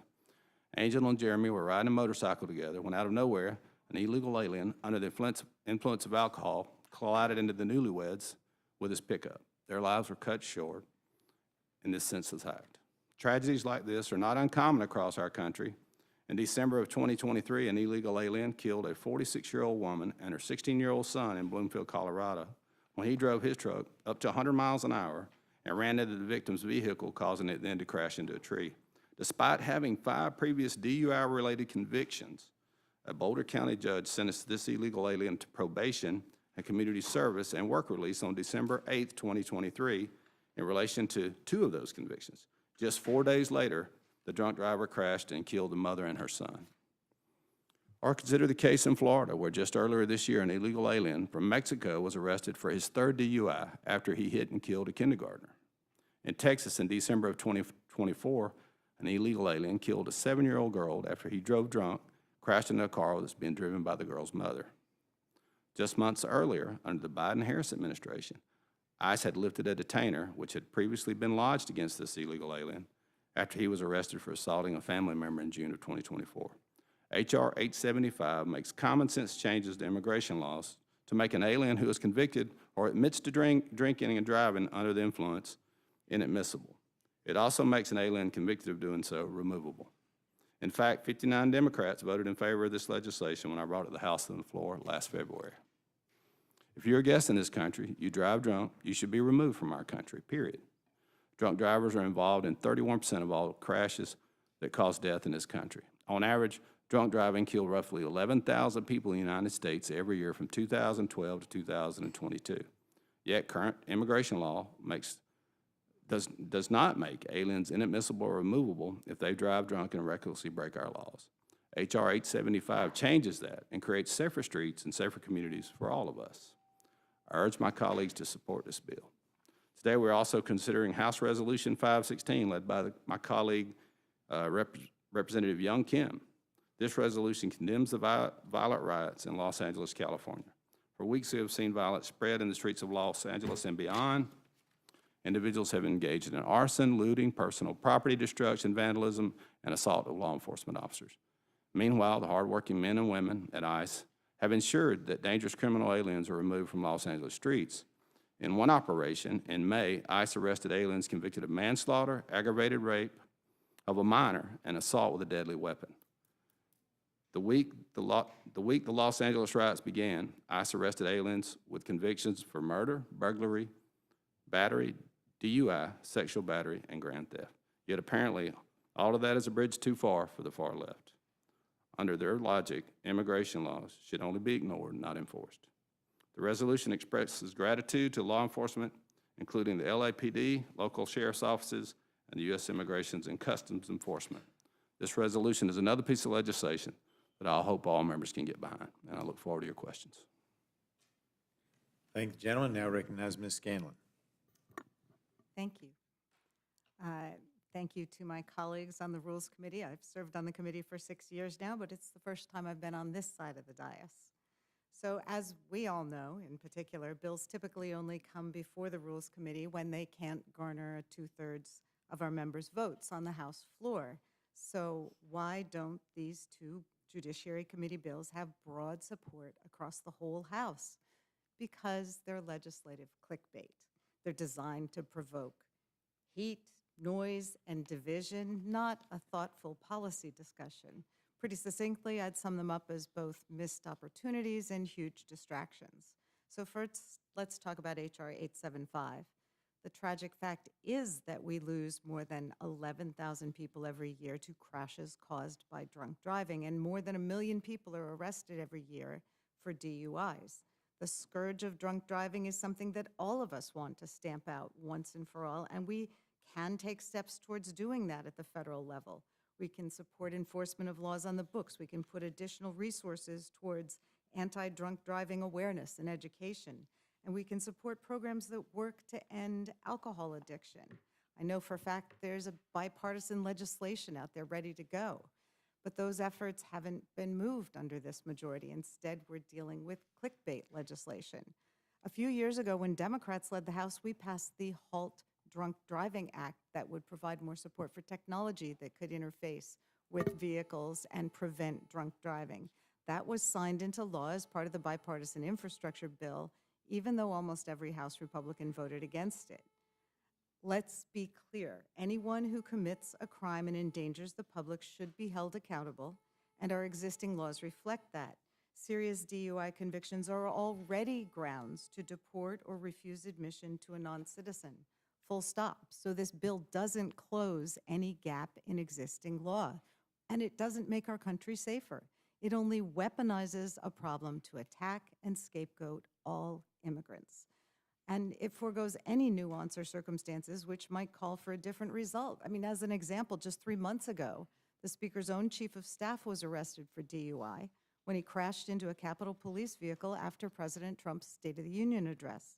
Despite this incident, the Speaker said he has full faith and confidence in his staffer and believes he deserved a second chance. Yet he supports bringing this bill to the floor, which would deport a green card holder who may have lived here for decades for much less than that. In Arizona, sleeping in your car while drunk without even operating it or starting it can get you a misdemeanor DUI, and that would make someone deportable under this bill. Instead of confronting the dangers of drunk driving with serious public policy changes and resources, our Republican colleagues have brought us an unworkable proposal that doesn't address a very real problem on our roads, because the problem they're trying to solve is overwhelmingly about citizen drivers. I participated in the judiciary hearings that led to this bill being sent to the floor, and I carefully reviewed the majority report. There is absolutely no evidence in that hearing or report showing a causal connection between immigration status and drunk driving. And most notably, for all this talk, this legislation takes no real meaningful action to repair our broken immigration system. Now, HRES 516 presents similar problems. Instead of uniting people to condemn violence and draw the really important distinction between peaceful protest and lawless violence, our Republican colleagues have instead written up a largely fact-free and partisan resolution designed to score political points and sow division rather than reaffirming Central American values. So first of all, the people of Los Angeles, just like anywhere else in this country, have a right to peacefully protest government actions. Because in case anyone's forgotten, that is an American right enshrined in our First Amendment. And unbiased reporting has been clear that the recent protests in LA were limited in scope and overwhelmingly peaceful, despite what we've heard and what I'm sure we'll continue to hear. Any instances of actual criminal conduct that happened in the backdrop of these events were swiftly denounced by California's leaders, they were handled by local law enforcement, and they're being punished by the letter of the law. State and city officials took steps to keep people safe, and local law enforcement has been clear that they did not feel the need to request that Governor Newsom mobilize the National Guard. Instead, what we did see was this administration set out to provoke confrontation and cause chaos. They began by conducting aggressive, rush-hour ICE raids designed to garner maximum TV coverage, featuring masked and armed agents and armored vehicles, which they then used to snatch loved ones and friends from their jobs. And while they didn't see fit to provide notice to local law enforcement, they did provide advance notice to a TV personality, Dr. Phil, and it allowed him to embed with ICE both before and after the raids and get exclusive interviews with the border czar. So this was followed by deploying U.S. troops onto our country's streets, with the president's agents proclaiming that they'd arrest California's duly elected governor and announcing that they wanted to liberate Los Angeles, an American city. It's the stuff of dictators and authoritarians, not U.S. leaders. And it demonstrably inflamed tensions and made law enforcement's job harder. Let's be clear, we all condemn political violence, and those who cross the line from protected speech and protected protest to violence should be held accountable. But the administration and this resolution are misrepresenting the obvious difference between mass protest and isolated acts of violence in a shameless attempt to distract from what people were actually protesting about to begin with. Because it's clear that the people in Los Angeles and across the country don't believe that this administration's efforts to terrorize communities with menacing police actions are good for them or good for America. People took to the streets in Los Angeles and elsewhere to make their voices heard because they know that this type of menacing law enforcement does not make our communities safer. When masked agents grab not hardened criminals, but hardworking people with no criminal past from their workplaces and neighborhoods and schools, they know that it doesn't make us safer when government rips people away from their children and disappears them to gulags in El Salvador based on tattoos and mistaken identities and just plain mistakes. And they know that it doesn't make us safer when the president forcibly deploys the military on U.S. soil to engineer a politically charged visual display. And perhaps most Orwellian of all, it doesn't make us safer when people are grabbed when they appear in court to make their cases for why they are entitled under our law to be here legally. So no resolution is going to distract from that. With both these bills, it's clear that House Republicans want to hide behind manufactured anger and division. They know that they've done nothing to keep their campaign promises about driving down costs for families, making our country safer, or making people's lives better. In fact, it's the very opposite. The 6 months of this administration have been a train wreck, and the chaos continues every day at the expense of American families and our national security. So we know they don't want to talk about this, so we end up with these crazy bills in front of us. And obviously, I oppose them. My Democratic colleagues on the Judiciary Committee oppose them, and I yield back. Gentlelady yields back. Now recognize Ms. Fishbach for her time of questioning. Thank you, Mr. Chair, and I just have a couple of comments sincerely, and I appreciate you bringing these bills forward, Mr. Moore. And, first of all, DUI is a serious offense. It is serious. And my family has been touched twice by folks who have been under the influence, and there's been a car crash. So my family has been on the receiving end of that. So I appreciate that you brought that forward because it is a serious offense, and we need to deal with it. And if people are here as guests, we should not be tolerating it. And as for the resolution regarding this underlines the Republicans' support for law and order, and it's an important thing. I'm from Minneapolis, or excuse me, I'm not from Minneapolis, from Minnesota, where we had the Minneapolis issues, and they've already done 32 million. Am I remember in California? Already done $32 million worth of damage in California, and we just have to make sure that we are supporting law and order, because these aren't peaceful protests. These aren't mostly peaceful. These aren't people taking to the streets. They're taking to the streets to do damage. They're not just trying to have their voices heard. There are serious issues going on, and serious damage and rioting, and that happened in Minneapolis, and now it's happening across the country. And so I appreciate you bringing this forward so that we can once again underline our support for law and order. So thank you very much, Mr. Moore, and I yield. Gentlelady is back. Now recognizes Ms. Leisure Fernandez for her time of questioning. Thank you very much, and how nice to see each of you, and you look great on the other side of the table. We've seen Trump's playbook before from all kinds of authoritarian and dictators across the globe and across the centuries. A nation reeling from economic hardship and trauma of a global crisis. A leader rises and claims he will take the country back to a glorified past. Instead of lowering grocery bills or raising wages, he finds a group to blame for all the economic problems. Over the years, over the centuries, we've seen the group be Christians or Jews or LGBTQ, and it changes who the group is, but not the playbook. We see sometimes a leader come in a democratic fashion and then demonize the press, undermine the court, silence dissent. We often see wasteful military parades, and often war. Americans are upset at the cost of groceries, the way corporations have too much power, how the rich keep getting richer, and the regular folk struggle. They want to be able to afford to buy a home of their own, to get quality health care, and to see their children have a more prosperous future than they had. Rather than pursue bills to address the cost of living crisis or help Americans achieve that dream of prosperity, Trump and the MAGA Republicans have declared immigrants the cause of all of our problems. Republicans are falling over themselves to introduce and pass bills to show how hard they are on immigrants, even if those bills are just restatements of existing laws, like Representative Moore's bill. Seriously, we agree.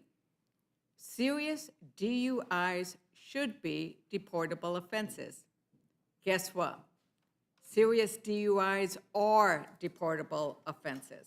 When Republicans go home and your voters confront you about closing down rural hospitals, you can tell them, oh, but don't worry. Look at how I beat up on immigrants. I passed a bill to pass a law that is already a law. Democrats know the immigration system is broken, which is why we've introduced and we will empower numerous bipartisan immigration bills to address the need for agricultural workers, to provide dreamers a legal pathway, and to strengthen our security in our borders. We're not seeing the same on this end. And in fact, you raised it, Representative Scanlon, when you talked about the concerns about due process and the number of people who are being rounded up without any due process, including legal residents and citizens. Now, I don't sit on a judiciary bar or any of your judiciary colleagues concerned about this lack of due process. Well, that's been an ongoing concern as we parse through these bills that target immigrants, that very often, actually in virtually every case, the conduct that is being targeted, at least in terms of public relations, are things that are already deportable offenses. The issue becomes whether or not there's due process engaged in terms of ascertaining, first of all, whether someone is a citizen or not, whether someone's legally here in the country or not, whether they are actually a criminal or not. That's what due process is about. Otherwise, we end up deporting citizens. We end up holding people liable for things that they didn't do. Right. And I think everybody is in agreement that anybody who engages in criminal conduct, whether it's a protester, whether it's a citizen, or whether it's an immigrant, they need to face the consequences. And so going after criminal conduct is a fair thing to do. But Representative Moore, how many people detained by ICE under the Trump administration do not have a criminal background? You don't know? Well, according to the Cato Institute, as of June 14th, ICE had booked into detention 204,297 individuals. Of those bookings, 65%, 133,687 individuals had no criminal conviction. So we are not going after, right now, ICE is not going after criminals.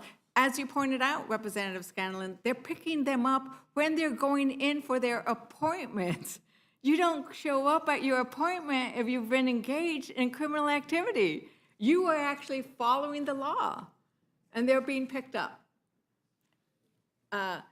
And, you know, I think that that's part of the problem. And the other part of the problem is the way, and this is why we have people protesting, which is a First Amendment right.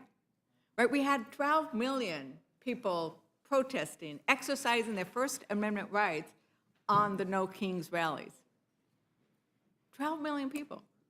If they would have all been violent, we'd have no cities left. And they were protesting in Idaho, they were protesting in Utah, they were protesting in red states and blue states.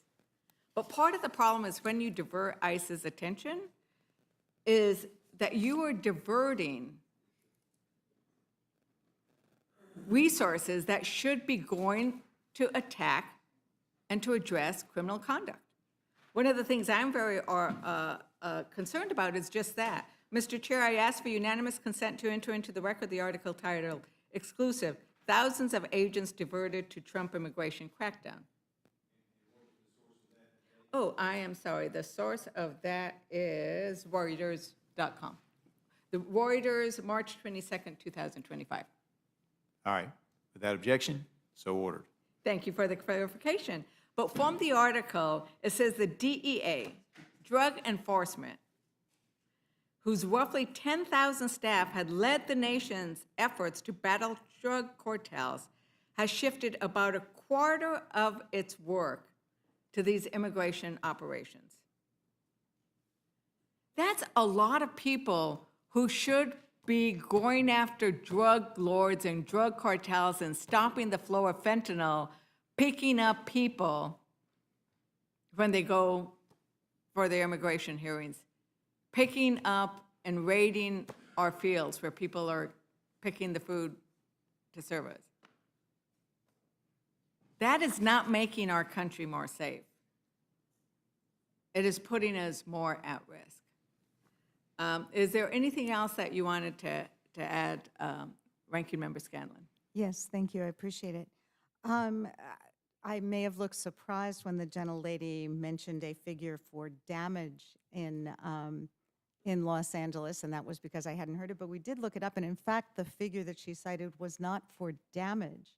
It was the cost for pulling out law enforcement in order to address the protests that had occurred in Los Angeles, and the figure probably isn't surprising because the governor and mayor warned the president that if he were to call out the military, that it would inflame the situation and cause more protests, and in fact, that's what we saw. In the days after that happened, protests spiked. They have since receded, So the figure that was offered was for, not for damage to the city, but it was for the costs of law enforcement and cleanup associated with the protests. Figure that wasn't mentioned was the $139 million that it's costing to deploy the National Guard. And in fact, the National Guard have not been involved in controlling the protests. So yes, there are costs here, but they are not as represented. And that's, all going to the fact that there was a plan in place for civil unrest in Los Angeles. They have used their plans many times before. They did not feel the need for it. And in fact, calling out the military here has added hundreds of millions of dollars of costs to the city. So $134 million in order to have a performance of we are sending in the National Guard, we are militarizing our streets, which George Washington said was the last thing you should do is do not ever use our military against our own citizens. It's costing us $134 million, and I don't know if people have seen this, but a lot of those poor National Guard, they were just sleeping, right? They're sleeping on, like they were when they had to come here. The difference is, when they came here, there had been violent clashes, and our own Capitol Police had been beaten. And we needed the National Guard here. We called for them. We wanted them here. Real different in LA when they had sufficient force to handle everything. Well, there's also the continuing cost, because the National Guard, these are folks from the community. Many of them are law enforcement agents elsewhere in the state of California. And the duties that they usually participate in there include things like managing wildfires, which of course California has been particularly afflicted with over the last year, and working on drug law enforcement at the border. So these folks were actually pulled off the border into performative roles in LA. So there's not just the cost of maintaining them in LA to essentially be a backdrop for media hits or something, but then there's the cost of them not being able to do the jobs that they would ordinarily do and pulling them out of their home communities. Right, and before I yield back, I just want to point out that it is the Republicans who refused to put up the plaque honoring the law enforcement officers who protected us on January 6th, even though it is the law. Republicans refused to honor the Capitol Police and other law enforcement officers who protected us from rioters and insurrectionists who were causing a lot of damage. We all lived through it. We should honor them.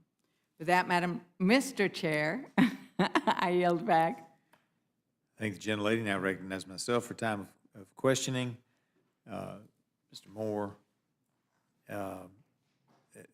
we heard all kinds of things that don't think anything to do with 875, but that bill actually requires for deportation a conviction, so due process is all in place. Isn't that correct?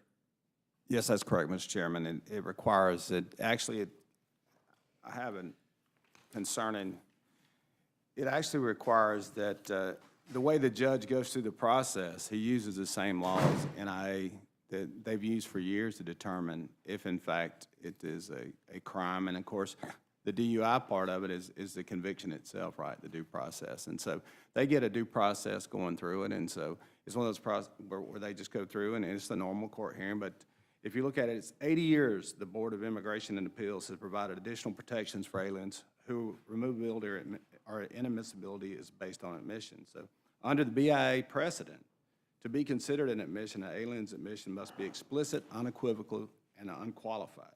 Even then, the immigration judge would still have to find the admission fits within jurisdictions relevant to DUI and DUI-related statutes, and that the admission is based on reasonable, substantial, and probative evidence. And so it should not be so difficult to remove a foreign national drunk driver from the U.S. to ensure that they cannot enter the U.S. in the first place. This contradiction kind of it's really fear-mongering. It contradicts the law, it contravenes the text of the bill, and undermines efforts to ensure that the aliens who drive drunk can be removed from the United States. So they get a normal due process. Can I just add, they don't require a conviction, though, for the Admissibility. inadmissibility. Right. For admission into the country, it's can be based on an admission of facts that would, taken on the admission of facts, equal a driving under the influence charge. But for deportability, which is what I asked about, it is a conviction. All right. I appreciate that. With that said, I will. Oh, sure, I'll yield you some time. Okay, Sure. were you done? I'm sorry. I'm done. Okay, thank you. I appreciate the time. I just wanted to respond a little bit. Yes, I talked about 32 million, but as I, just spend a couple of minutes on the internet, they actually estimated at potentially over 52 billion. Because they're talking about the property damage, they're talking about the cleanup. But, I think that the 2,000 buildings that were damaged by fire are significant. The 23, now this, I can imagine there was probably more, but at least 23 businesses that were looted and potentially burned. So, so we can argue over the numbers, but the fact is that there's serious issues going on.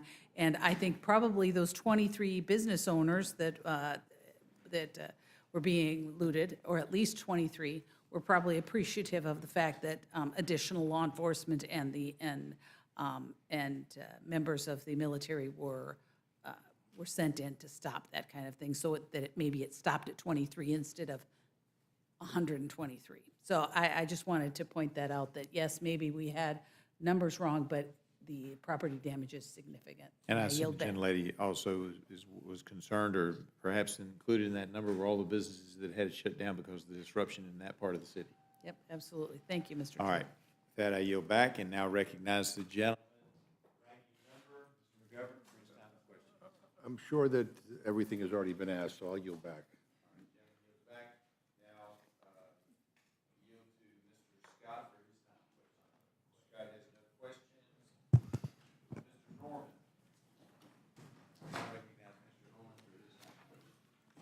I've got very few questions. Barry, Congressman Moore, thank you for putting this up.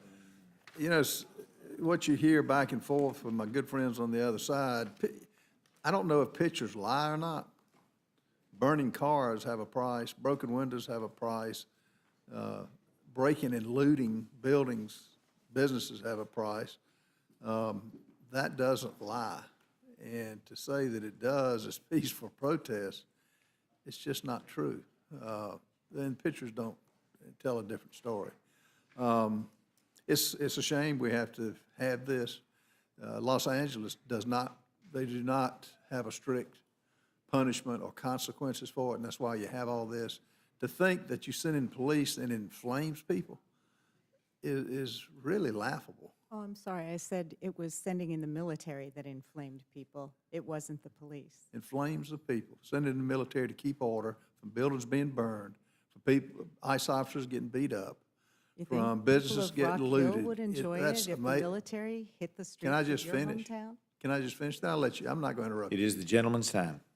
I'll be glad to, but they can't, no one can hear, maybe they don't want to listen, but to say that police, National Guard, military being caught in flames, and that's why they tear up buildings, loot buildings, break windows, tear up cars. Is that what you're saying? No, that's not what I'm saying. Okay, what are you saying? I'm saying that as the governor and the mayor indicated, they were capable of handling whatever looting or whatever had happened in connection with these ICE raids, but that the announcement that the president was going to send in the military did inflame folks and caused more protests. And if people do things that are out of hand when they come in and protest, then their police were able to handle it. But the issue was that the president exacerbated the situation here. It's basically a 10th Amendment question. I mean, going back to the founding of our country, police power is reserved to our states and to our local agencies, and people don't take it well if someone tries to impose the military on their streets.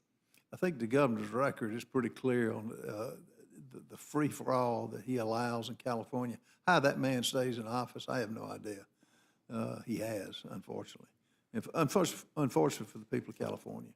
Mr. Moore, you have any comments on? Sir, I I saw the videos you saw, the police officers, the cinder blocks through the windows, the police officers being hit with cinder blocks. They needed backup. And I think that to restore order, a lot of the flags I saw were not American flags being waved in California. And so I think the president acted duly. He brought in the National Guard, and he got the situation under control.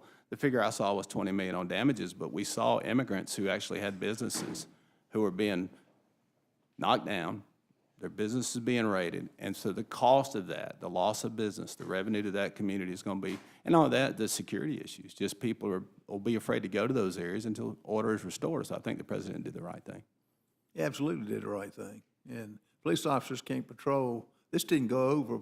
The looters didn't just do this for 10, 11 hours. They did it days.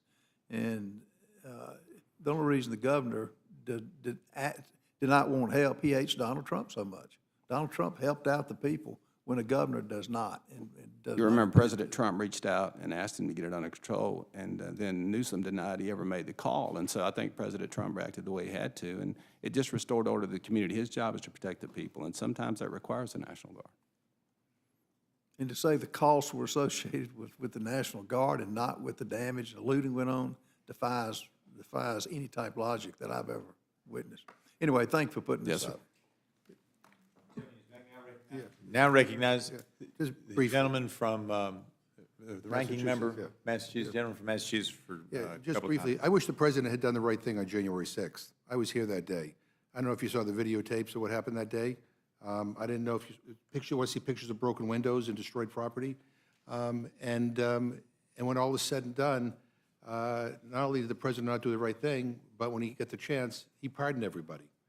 And you talk about flags that were being waved, there were Confederate flags being waved that day. No one seemed to have any problem with that.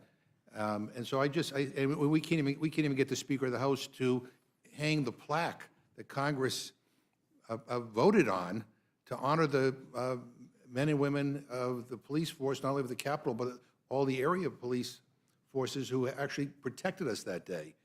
So I find this kind of selective outrage, a little bit startling.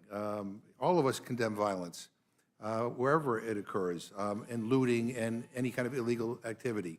I think the issue in California was that the area of protest was contained. There were far more people protesting peacefully than violently, and so I find this selective outrage and nobody has said a word about the pardoning of all those who did destruction to this building and who beat up our police. Yeah, if you want to ask. Mr. Scaven, I think if I remember correctly, President Trump offered to bring the guard, and Pelosi turned him down, Well, right? he didn't, and so he did not. And we all know that. That's the new spin. Well, But that's what, But we did were President told. Trump pardon everybody? I guess he did. Yes, he did. I don't think know. he did. I could give you the news articles if you don't know. He did. People who violently attacked men and women of law enforcement up here, who were protecting the lives of every member that was serving then and all the staff up here. Yeah, he pardoned every one of them. Will you yield, Mr. I'm Governor? happy to yield to the gentleman so he can defend the indefensible. Gentleman yields to the gentleman, Good luck, Ralph. Are you denying, North Carolina. pardon? I yielded to you, he I yielded to you. yielded to you. Okay. Are you denying that President Trump is on record that he called for the National Guard, Nancy Pelosi wouldn't let him come in? That. That's not selective outrage, That's Mr. not what Governor. happened. But are you denying that the President Trump pardoned every single one of these people that came up here and violently attacked law enforcement? If you want to get into pardons, let's get into your President McGovern, your Can I President. just ask you one other question? Who's in charge of the National Guard? Nancy Pelosi or the President of the United States? The President of the United States overrode the governor in California and sent in the National Guard. So the idea that you're blaming Nancy Pelosi, this rewriting of history, is absurd. It's a way to cover up what, this You terrible can't cover up the facts, Mr. McGovern. No, and the facts are that this Capitol was violently attacked All right. by a bunch of insurrectionists, and the President Time pardoned every belongs- single one of them. Time belongs to the ranking member at this moment. Do you have anything else to say? Yeah, the hypocrisy here is stunning to me. I yield back. Can I say one last thing? Gentleman has yielded back. I'm now going to recognize the gentleman from Georgia, Mr. Jack. He might yield you some time. Yeah, of course, I'll yield to you, Mr. Norman, please. Thank you, Ms. Jack. You know, I'll just say what was televised for I don't know how many weeks, Mr. McGovern, when Nancy Pelosi wouldn't get cross-examined. She wouldn't call the Sergeant of Arms up.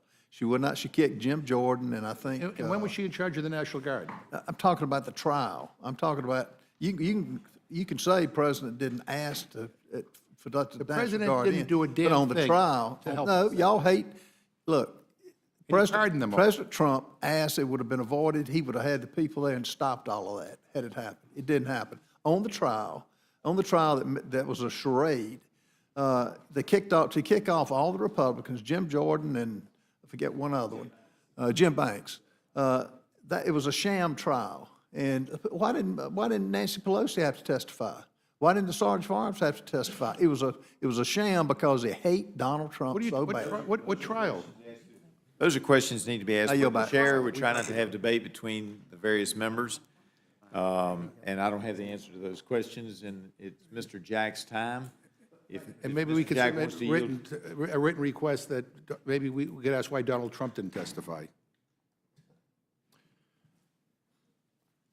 Okay. It- Well, Mr. Jack. I will, I just want to ask Mr. Moore one question before I yield back, and obviously welcome any conversation as it relates to this bill. Specifically, Mr. Moore, I understand that over the course of a 10-year period, I believe this bill will actually be a cost saver for our government. It'll save about $500,000. That's been the estimate. Wanted to see if you had any comment on that.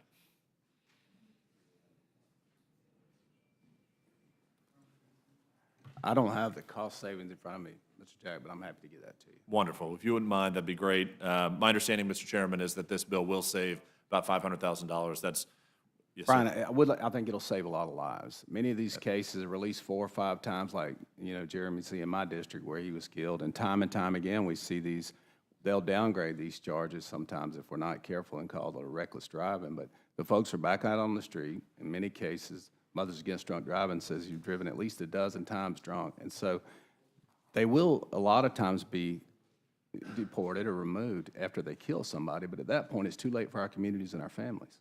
Sure. Well, thank you very much, Mr. Moore and Mr. Chairman. I yield back. Mr. Jack yields back, and that concludes our questioning. We appreciate the witnesses being here, and thank you so much for your testimony today.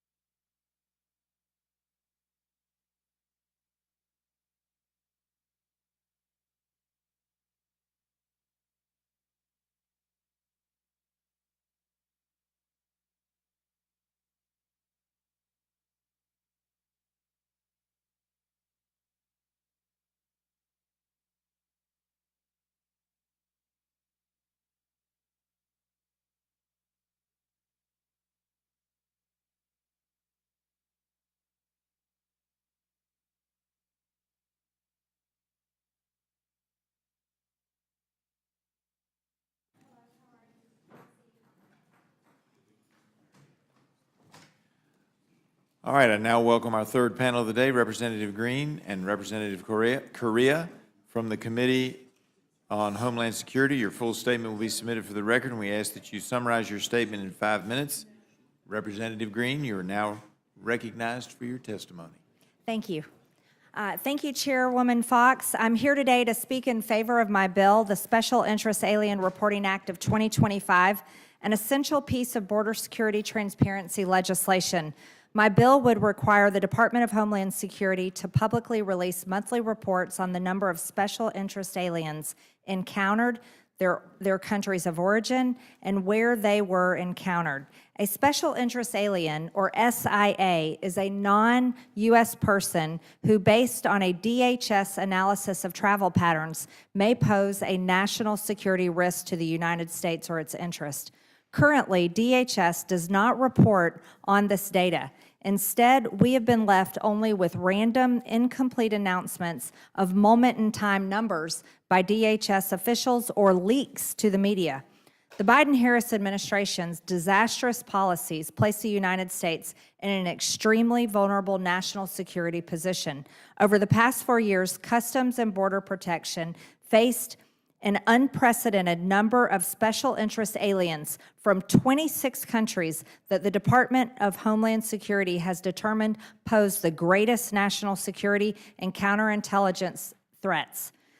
Those encountered included individuals from adversarial nations, including the People's Republic of China, Iran, Afghanistan, and Syria.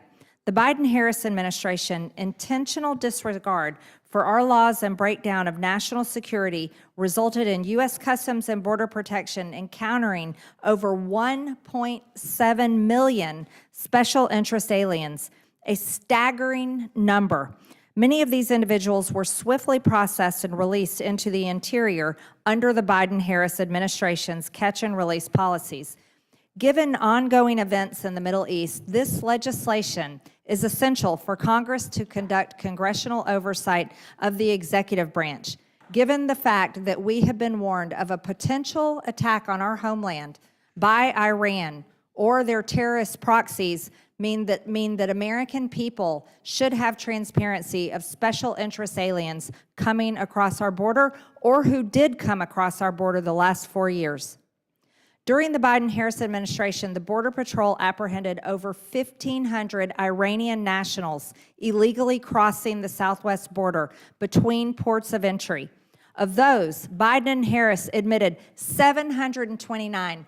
That's almost half of those from Iran into the United States. And we have no idea how many are still at large today. And guess what? We only just now are getting that number because CBP just disclosed it to Fox News' Bill Malugin, who posted it on his social media. That's not how this should work. With Iran threatening Americans with retaliatory attacks on our homeland, President Biden and Vice President Harris, his border czar, created an opportunity for our adversaries to gain access to our nation and wreak havoc when called upon. The Biden-Harris administration welcomed these potential national security risks into our country, including through illegal parole programs they started, such as the CBP One app, to facilitate their quick release into the United States. Parents don't let bad guys or potentially bad guys into their homes with their children. These people should have never been released into our country. Under Biden and Harris, our sovereign borders became revolving doors for illegal aliens, including an untold number of bad actors intent on causing mayhem and harm to innocent people. CBP already publicly reports statistics relating to individuals on the terrorist screening data set who attempt to illegally cross our borders, but they do not release statistics on special interest aliens. The American people deserve to see the data. Similar to the information on the terrorist screening data set, releasing encounter statistics on special interest aliens would not include sensitive information, but general encounter information, which increases the transparency and accountability that are critical to the health of our constitutional republic. After all, it's the American people that pay for the government because they're the taxpayers. They deserve to know. The legislation would show the American people the contrast between open borders and secure borders. It would require DHS to publish the monthly SIA numbers going all the way back to early 2021 when Biden and Harris took office. They will also provide Congress with necessary context to conduct oversight of future administrations. I urge my colleagues on both sides of the aisle to support this important piece of legislation to increase our national security and transparency for the American people whom we all swore an oath to serve and protect. Thank you, and I yield back. Gentlelady yields back. You are now recognized for your 5-minute opening statement.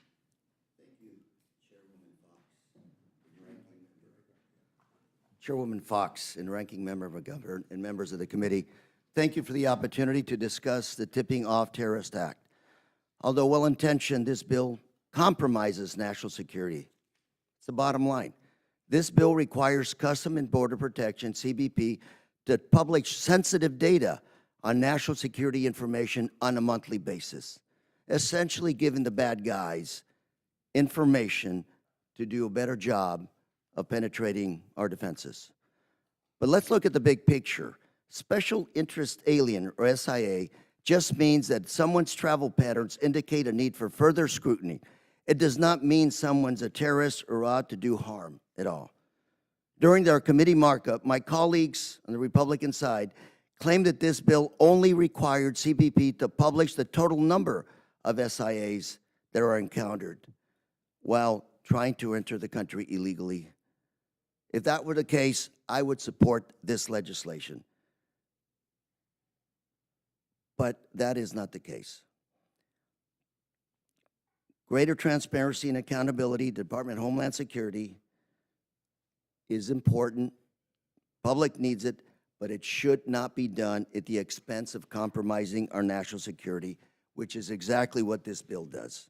As the bill reads, it would also require CBP to publicly identify each SIA nationality, country of last residence, and the geographic location that the encounter was made, and whether the encounter was made at a port of entry or in the interior of the United States. By publishing this information in real time, bad actors will be able to tell who is getting advanced screening from CBP and which locations have been most successful in interdicting these immigrants. The bad guys will use this information to adjust their operations to try and avoid extra screening, which only hurts our national security. And please note that DHS has never publicly released these numbers on a real-time basis because the numbers could give away sensitive information. And please note today, there is nothing to stop DHS or Secretary Noem from publishing these numbers. Instead of addressing this bill on the floor, I asked the author of this legislation to work with DHS to get such information published or made available to the public in a way that DHS considers safe. I would ask the author of this bill to talk to the Secretary of Homeland Security and come up with a structure to publish this information that DHS would not deem harmful to our national security. Thank you, Mr. Chair. Gentleman yields back. Now recognize Ms. Fischbach for her time of questioning. She has no questions. Now recognize Ranking Member McGovern for his time of questioning. Yeah, Ms. Green, it's my understanding that DHS can already release all the information that your bill is going to release. I mean, have you talked to Donald Trump? Have you talked to Kristi Noem? Why aren't they releasing it? What my bill would do is provide transparency for the American people on the DHS website. They Right, would, but they can do that already. They don't need a bill to do it. I mean, and last time I checked, Joe Biden's no longer president. Alejandro Mayorkas is no longer the head of DHS. All the people that you support are in power. Why don't they do it? well, under the Biden administration, the Border Patrol Chief, Michael W. Banks, was trying to release this information. Yeah, but that's not the They question. put this post out here. That's not the question. Because the American people deserve to know how many special interest aliens that the Well, Biden-Harris why- administration let into the country. Why won't Secretary Because the Noem- American people deserve to know. No, but why won't, I mean, have you talked to the Secretary Noem? I'm here with a bill. No, I would I- expect for you to vote for this. We're in danger now with a potential war that has been erupting this weekend.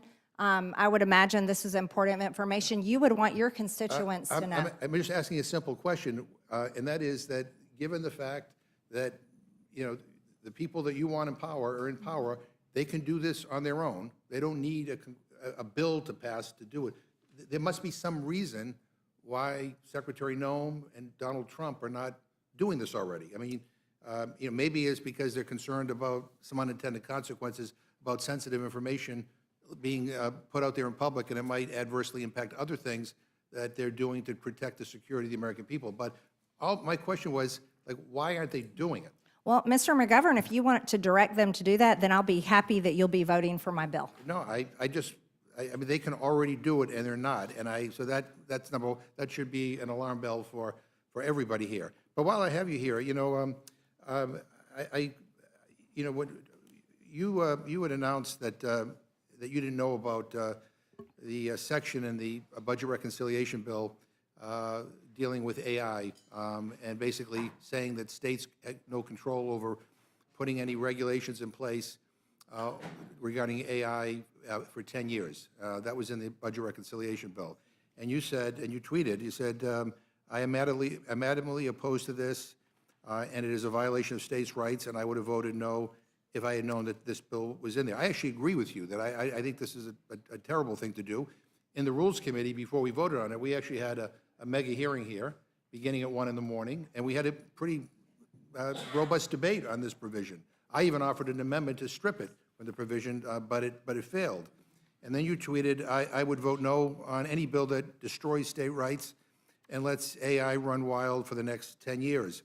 And again, I'm with you on that particular issue. Then I sent out a dear colleague, and it was hand-delivered to every office, about another vote we were having, which was basically a revote on the budget reconciliation bill. And I quoted Chairwoman Fox, who said, any member who has any regrets about his or her vote on the first bill has an opportunity to vote no on the rule. If the rule had gone down, you could have forced the Rules Committee to change the underlying bill to actually drop this provision. But you voted yes, you voted to advance it. I also clearly stated I didn't know about that in the bill before the vote.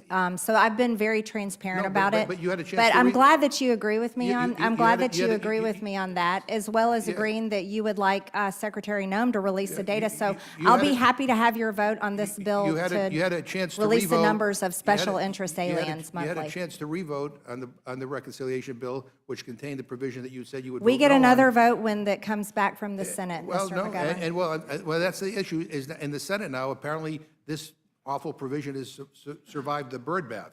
So it looks like it will be in the bill that comes back to the House whenever that happens. Mm-hmm. And so I guess the question is, did you really mean it when you said you were going to vote no on any bill? Because you voted yes twice on a bill that contained the... It must be really conflicting for you It to is. agree with MTG. You've agreed No. with me twice. No. On the AI provision about protecting state rights, and you're agreeing with me on my bill No. here No. that these numbers I should be agree with- released I- by Secretary Noem. I- I understand that Democrats have a hard time agreeing with No. me because you've spent years attacking me, but the reality is We have a that we're small- in we have a agreement small today. room So here. I'm excited for your We have a vote small- on HR 275, so Secretary Noem can we have a release small these room here. numbers. She'll be happy to release them.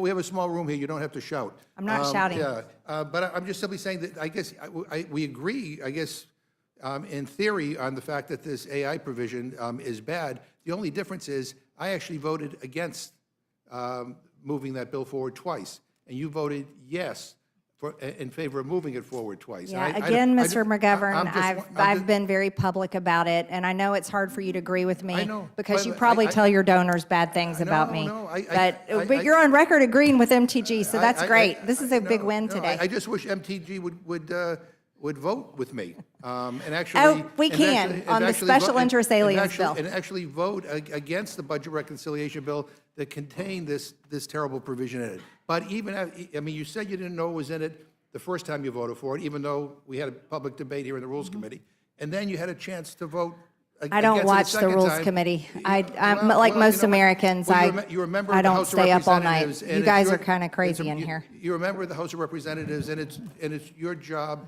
to know what you're voting on. I mean, I Well, don't think that's... Mr. I don't- McGovern, so- you probably voted with Nancy Pelosi when she said, we got to pass it to read it and find out what's in it. So, that's on you, that's your party, but I'm glad you agreed with me today. Thanks. So let me just get a straight answer if on the Senate bill. If this is in the Senate bill, will you vote no on the Senate bill? Well, I'm hoping they take it out. I don't, and I'll be real honest, I'm against a moratorium on state rights to regulate and make laws for their states Right, on AI. right, yeah. And So so am I to take your tweet literally that you would vote no? I'm hoping that Republicans take it out in the Senate. but I've if been it- very open and honest about it. Yeah, right, And yeah. we're not whipping votes today. So what we're doing is we're actually trying to talk about telling the American That- people that- how many special interest aliens have come across the border. I mean, you supported the Biden-Harris administration, so you supported the release of these people. I can't imagine you would be against this bill. So You that's want a- Secretary Noem to release this I reclaim my information. time. I don't know how you're I against this reclaim my bill. time. Gentleman has reclaimed his time. So going back to the issue on the budget reconciliation, I assume that it's going to be business as usual, where we have Republicans get out and make strong statements, and then at the last minute cave. So I hope I'm proven wrong on that. On this bill that we're talking about right now, again, the thing I can't quite understand is that you have, I'm sure you have a good relationship with this Secretary Noem. You could pick up the phone and say, hey, do this. And I guess, and if you haven't had that conversation, maybe you have. And if you have, my question would be, why isn't she doing it? I'm so excited to have your vote for this. I think there's lots. I think even Secretary Noem, who I have strong disagreements with, and this administration know that it is dangerous, and it could actually damage the safety and well-being of people in this country and of other investigations if this stuff we're doing. So to be clear, I oppose your bill, but I'm just wondering why we're wasting our time bringing a bill to the floor that the administration could do on its own. Mr. Correa, do you have anything you want to add? Thank you, sir. I would support this legislation. It was essentially just numbers and the aggregate are reported to the public. But when it comes to specifics, I would go to the Department of Homeland Security and go with a recommendation. Those are the guys that are playing defense for us, and they've done a pretty good job of stopping terrorist attacks in our country for a number of years. I'm not going to second guess them and start voting for legislation. They would say, break it down by specifics as to what's going on. And that's the argument here. Did DHS come up and testify on this bill in your committee? No, they did not. Was there a hearing on this bill? There was a hearing. And DHS wasn't asked to come and testify? They weren't there. And is there a reason why DHS wasn't there? I'm just, I mean, yeah, I mean, I'm going to tell you. Sir, they're the experts, and I'd like to have them, really Is there a control this reason? legislation.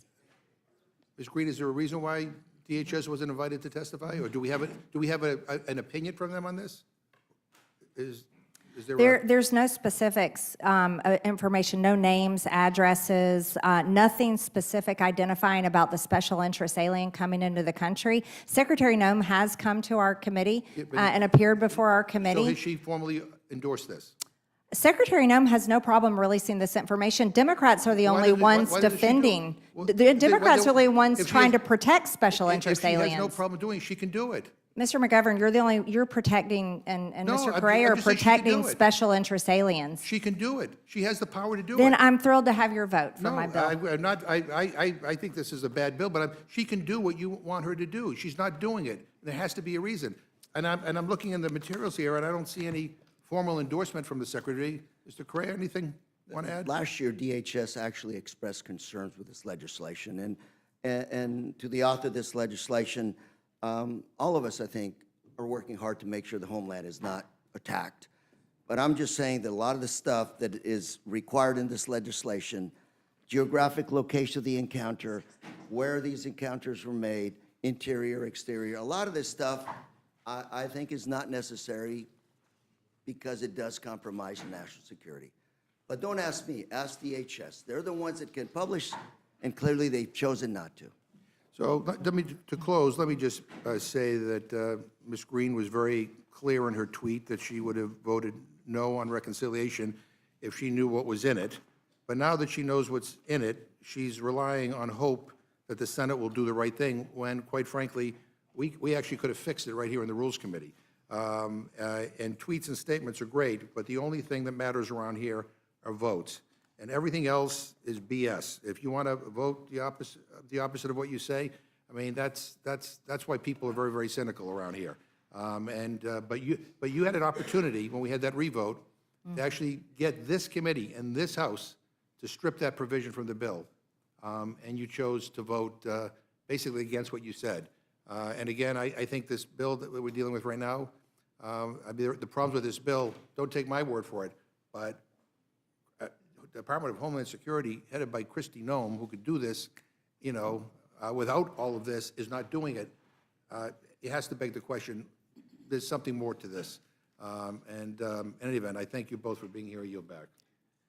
Gentleman yields back. As we all know, laws often last longer than any one administration.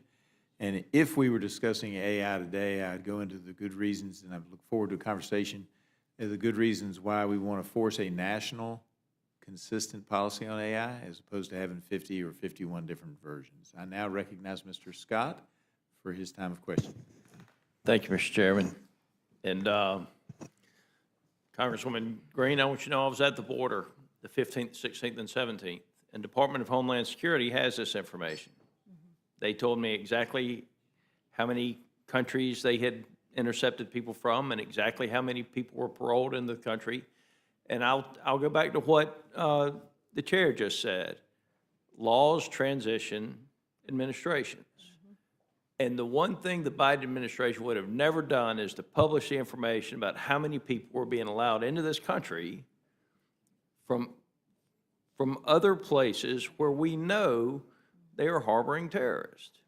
And so, you know, the Democrats want people to believe that all of the immigration is from the Western Hemisphere. That's just not true.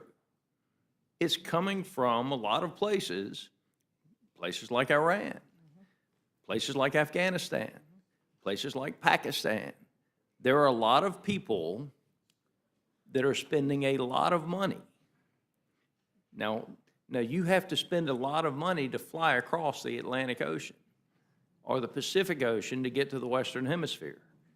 So they're transiting the oceans, and then they're making their way up, and the ones we catch, they were paroling or allowing to go free into our country. I hope that the Secretary will publish it if this law passes or not, and I hope the law passes because I hope whoever the next Secretary is will have to publish it. I think we should keep a running total from every country of how many people are illegally released into our country. And I'll tell you this, if the general public knew how many people and from what countries they had been released into this country from, Donald Trump would have probably gotten more votes than he got in the last presidential election. So I commend you for your legislation. I intend to vote for it. And, you know, I do hope that the Secretary will go ahead and publish this, whether this law passes or not, because the American citizens need to know who has been released into this country, or at least where they came from. With that, I yield. Gentleman yields back. Now recognize Ms. Scanlon for her time of questioning. Thank you. I haven't heard anyone say that they don't support an effort to have more transparency from Homeland Security. I'm reading it here in the minority views, the majority views. So there seems to be agreement about the general concept, but it's the mechanism that we're talking about here today that's probably not ready for prime time. And I think that's the concern I'm hearing from every direction. Mr. Correa, is there a statement of administrative policy here? Has the administration said whether it supports or doesn't support? Again, thank you, Ms. Scanlon, for that question. Last year, DHS did express concerns with this legislation, last year. Okay. And this year, apparently, they have not come forward in support or in They opposition. may be busy otherwise. Yes.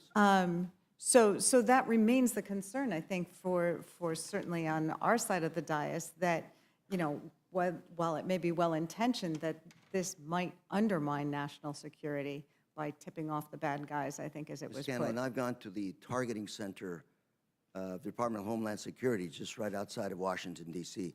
There's a lot of information they have, and a lot of SIAs, other suspected terrorists, a lot of information they've asked me specifically not to disclose. So I would put a lot of this information in that category. They won't disclose this information because they don't deem it, or I should say they deem it damaging to national security. Well, that certainly seems like something that should be resolved. Maybe it explains why this isn't something that's going, you know, under At the very suspension least, of I'd rules. like to see DHS ask for this legislation specifically and how they want this legislation written. Okay. And I think there we could have some guidance as to what specifically is needed and what is okay to share with not only with the American public, but with our enemies as well. Okay, that makes sense to me. Thank you. I yield back. Gentlelady yields back. Now recognize Mr. Norman for his time of questions. Thank you for putting this forward. Thank both of you for showing up. I intend to support the legislation. I yield back. Gentleman yields back. Now recognize Ms. Leisure Fernandez for Thank you. her time of Ver- questioning. Thank you very much, Mr. Chair. I found the earlier questioning quite interesting because what it comes down to is courage. It comes down to courage. You know, a tweet is a tweet, but what we do here in this House is vote. And so if you are going to say I'm against something, then show it with your vote. But I want to get to this legislation. And what I'm hearing is we don't have a problem. And in fact, it would be very useful. Democrats don't have a problem. I love it when they say Democrats say, no, we do not. We do not have a problem identifying where the special interests, the SIAs come from. It's just, why would you give away sensitive information about where we are apprehending them? I think that's basically it. It's a simple thing. I haven't asked you a question, Okay. Madam. No sensitive Green. information is provided through the bill. Lou Correa, I think that Representative Correa, I think that that's basically the point about this, right? And right now, it's my understanding that DHS does publish the number of people encountered by country every month. So they're already publishing the information that I would consider, or they would consider, safe. If they wanted to publish additional information, they could, but they don't. Yeah. And for us to mandate that, I think is, we should do it if they ask us to do it, but Yeah. not on our own. So Representative Scott's point about needing to know where people are coming from, that you just explained that already happens. That's correct. It is published already. Okay, great. Now, I did want to ask one last question, Representative Correa. Should the United States be worried about increased terrorist activity against our country as a result of President Trump joining in the Israel-Iran war effort? I mean, these are things that we should be concerned about because there are lasting effects from that. From your position, what are your thoughts on that?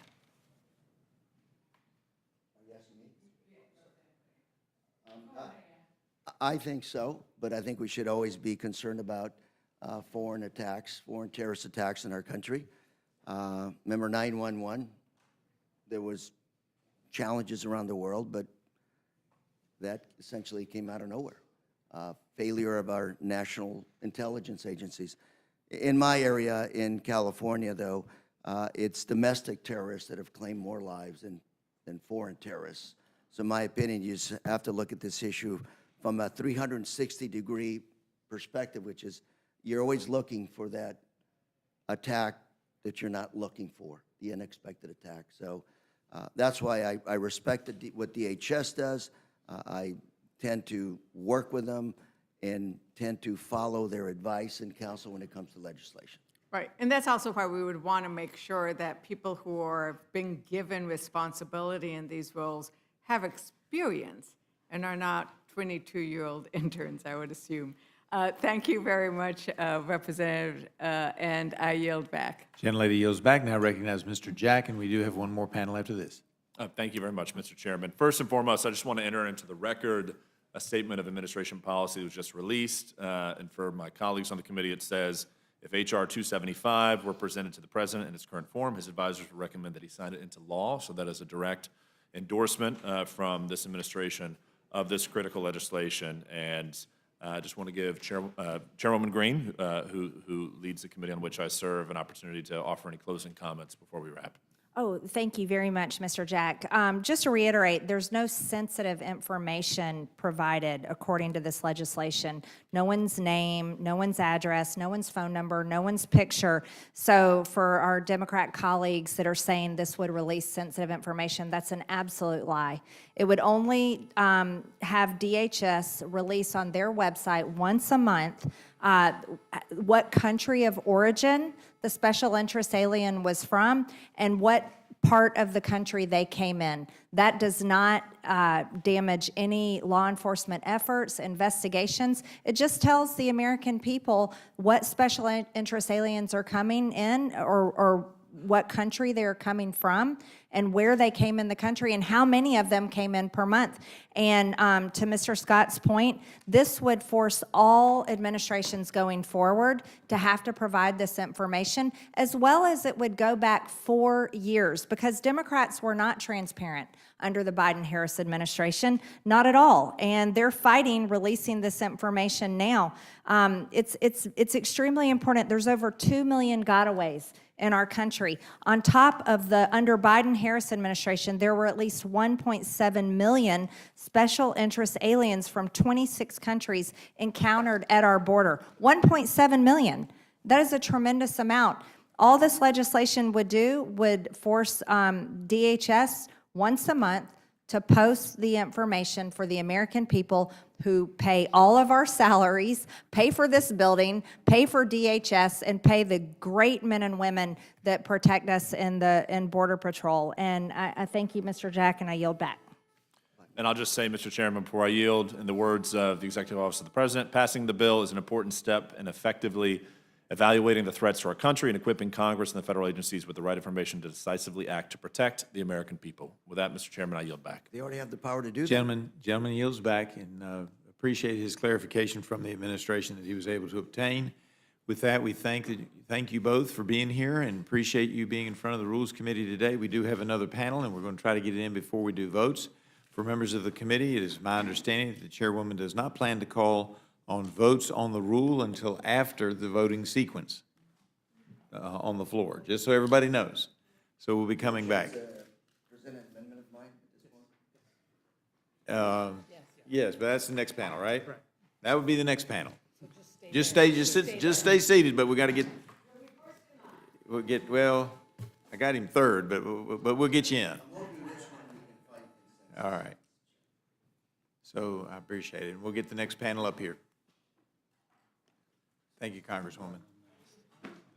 We have Representatives Moylan, Mass, and Correa. Am I saying that right? I see you in the gym all the time. Okay, you'll accept it. I apologize. There you go. Well, I know how that is when we get Mr. Mast up here as well. I'm Griffith, Griffin, Griffith, Griffiths, I get them all kinds of different pronunciations. Yeah. All right. I do have us, this is an amendment panel. We're going to try to do it as quickly as we can so that we can get down to votes. And I have Mr. Moylan of Guam up first. Thank you, Mr. Chairman and Ranking Member and distinguished members of the committee. Thanks for the opportunity to testify in support of my 2 amendments that uphold our enduring commitment to our veterans, both those overseas and in the homeland. The first amendment, number 37, would extend authorization for the Department of Veterans Affairs Regional Office in the Republic of the Philippines through September 30th, 2026. This is the only VA regional office located outside the United States and supports over 20,000 American veterans. Under current law, this authority is set to expire at the end of this fiscal year. For the past 5 years, Congress has renewed the authorization on an annual basis, creating uncertainty for veterans, VA personnel, and long-term planning. This amendment offers a responsible 1-year extension to allow the VA to develop a plan for transitioning to the regional office from the Philippines to a permanent location on Guam. Our island is home to one of the highest per capita veteran population in the United States and serves as a vital hub for veterans across the Pacific. Despite this, Guam still lacks a full-service regional office. As a result, veterans must rely on remote support or travel over 3,800 miles to Honolulu for in-person assistance, an unacceptable burden that contributes to delays, limits access, and erodes trust in the system. Establishing a permanent VA presence on Guam is more than an issue of fairness. It's a strategic imperative. With the Department of Defense expanding its footprint in Indo-PACOM and thousands of active duty service members and their families now stationed on Guam, ensuring adequate VA infrastructure is vital to both readiness and retention. This is why my Second Amendment, number 41, urges VA Secretary to begin laying the groundwork for relocating the regional office from Manila and establishing a permanent VA presence on Guam. Our island serves as a key support hub for veterans throughout Asia and the Pacific Islands, and is well positioned to take on this expanded role. Together, these amendments will help ensure Guam has the resources needed to sustain and enhance this critical service. A regional office on Guam would improve the accuracy and timelessness of benefits claims, enhance trust and satisfaction among veterans and their families, and reaffirm our commitment to support all veterans regardless of where they live. For far too long, veterans in Guam and the Pacific have been an afterthought in our VA planning. These two amendments are modest but necessary steps to correct that oversight and ensure no veteran is left behind. Respectfully ask the committee for their support and look forward to answering any questions. Thank the gentleman. Now recognize Mr. Mast on his amendment.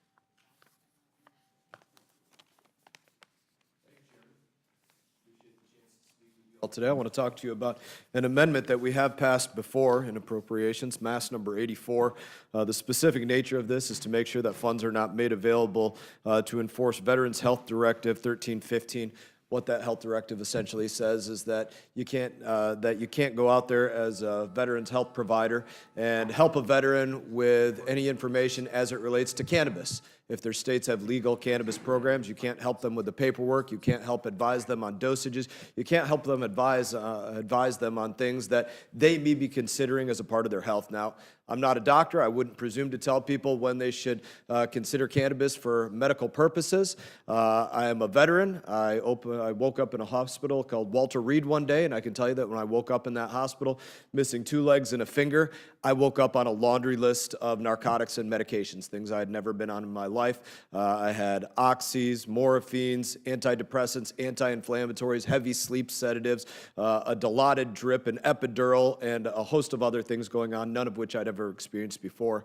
When I became awake and cognizant, I immediately started to wean myself off of all of those things, and within about 6 months, I was off of those narcotics and drugs. What I can tell you about that is, even though I was able to get myself off of those in about 6 months, when I went from the lowest amount to nothing, the lowest amount of the last narcotic, which was oral morphine, to nothing, for probably 2 months, I went through the gambit of withdrawal symptoms, from my food and everything going through me to being up at all hours of the night to probably being the most irritable person beyond what I am right now.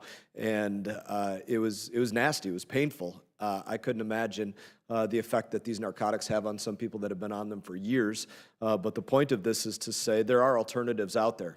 I wouldn't say when those alternatives are appropriate, but I know that it is appropriate if somebody is getting all of their medical health from the Department of Veterans Affairs, that they be able to have that discussion about what they may be considering for their health with that person that is providing their health care. If they can't trust that they can have at least that discussion with that perverse person providing their health care, then the VA is failing them, because one way or another, they're going to look into a path that they're considering. It would be much better if they look into that path under the directive of their doctor. And so that's what my amendment is about, number 84, just making sure that those doctors have the ability to not be prohibited from speaking to those veterans about something that they may be otherwise considering for legal programs in their state. Thank you for your consideration, and I look forward to answering any questions. Thank you very much, Mr. Chairman, my amendment introduced by myself and Rep. Bergman would essentially direct the Department of Veterans Affairs to evaluate and make recommendations on changes that will be needed to be made to existing healthcare infrastructure so veterans can receive psychedelic-assisted therapies upon FDA approval. December of 2024, the VA announced $1.5 million in funding for clinical research of MDMA-assisted therapy. We're all encouraged by the promising results we've seen so far for treating veterans experiencing PTSD with psychedelics. A number of our colleagues here in Congress have received that treatment with excellent results. These are not traditional therapies. Several ways are different: long hour sessions, long sessions, multiple therapists, additional safety concerns, and special training needs to be considered for those providing this therapy. While MDMA-assisted therapy did not receive FDA approval late last year, everything points to the fact that we are moving in that direction. And VA Secretary Doug Collins just took a tour of one of the centers to review what is actually going on, what actually happens at these centers of psychedelic therapy. We're moving in the right direction. Just want to make sure that the VA is ready to administer this therapy when it is approved. Mr. Chairman. I thank the gentleman, thank all three of you for your testimony. Do we have any questions? Ms. Scanlon? No questions? Ms. Ledger-Fernandez?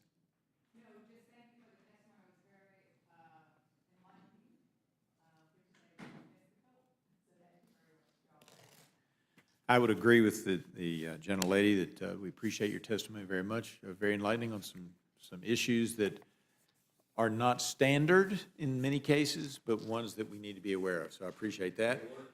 And with that, is there anyone else seeking to testify on H.R. 3944, H.R. 875, H.Res. 516, or H.R. 275? I have a UC request. A UC request, please state. I request unanimous consent to insert into the record testimony from Representative Bishop in support of Amendment Number 8, which would direct the GAO to conduct a report on the firing of veteran suicide hotline employees and the impact of those firings on veterans seeking help during the period of decreased staffing from January to June 2025, and the impact of all that on the Veterans Crisis Line. Without objection? Thank you. So ordered. Anything else? All right, without objection, the committee stands in recess until 5 minutes after the last vote on the floor. We are in recess. And this I'm sorry, I left out one of the magic lines. Seeing no additional testimony, this closes the hearing portion of our meeting, and without objection, we'll stand in recess until 5 minutes after all votes.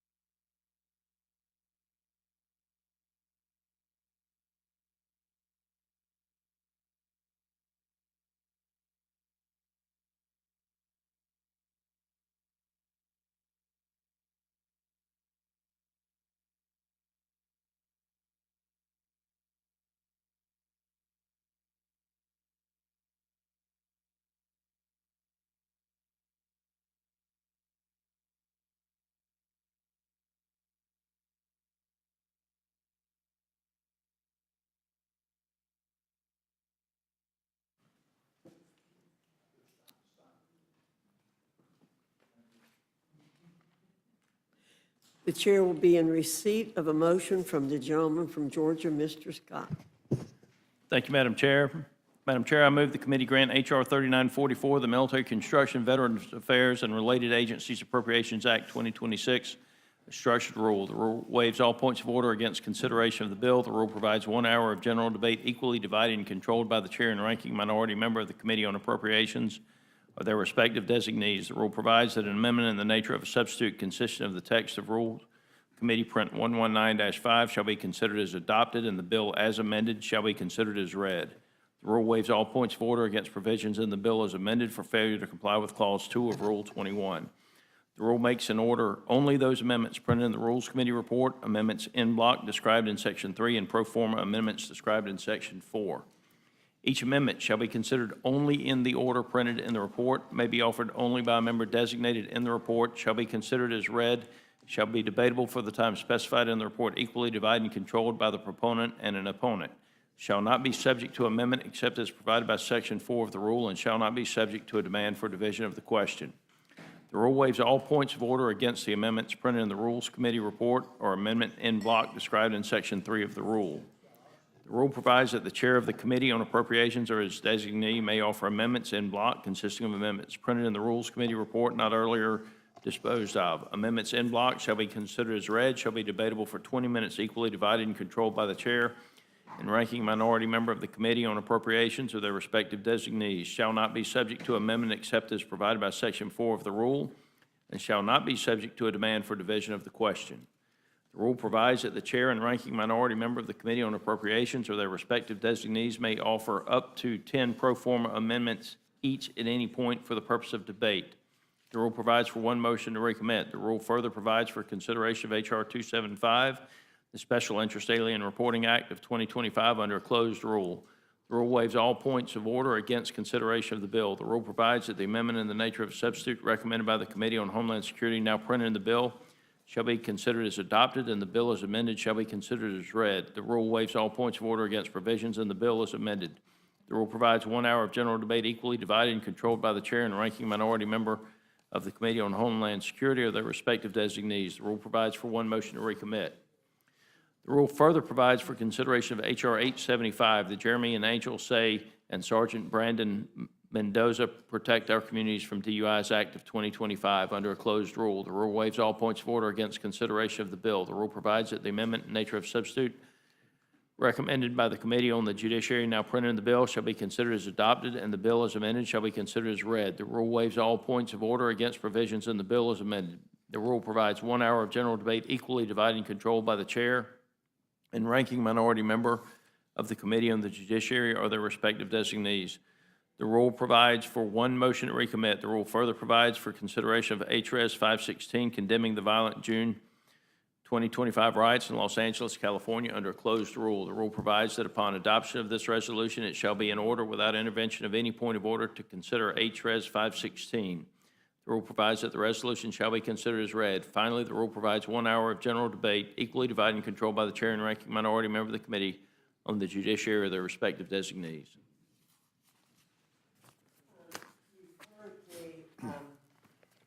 You've heard the motion from Mr. Scott. Is there any discussion or amendment to the rule? Madam Chair? Mr. McGovern, you're Just recognized. a brief comment. So I'm reading the rule that Mr. Scott just read, and as I read it, we have 3 closed rules, one structured rule. Only 32 of amendments were made in order out of 92 submitted. And out of those 32, only 5 are Democrats, 26 are Republicans. So I just want the record to reflect that because I think we could do better, but in any event.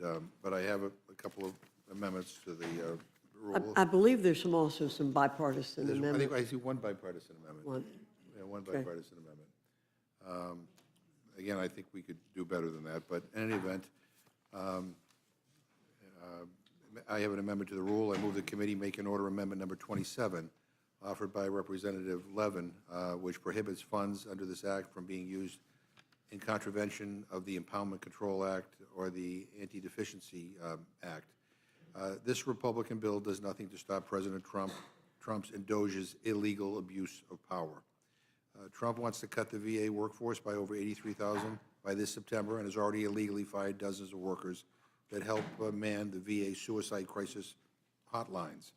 He canceled a program that helps veterans avoid foreclosure and stole $200 million from the military construction projects to help fund his border wall.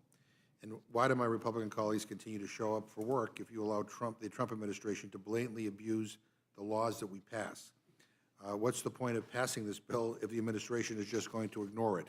So I urge a yes vote on my amendment so that all of my colleagues can go on record and make clear to this administration that we expect them to follow the law.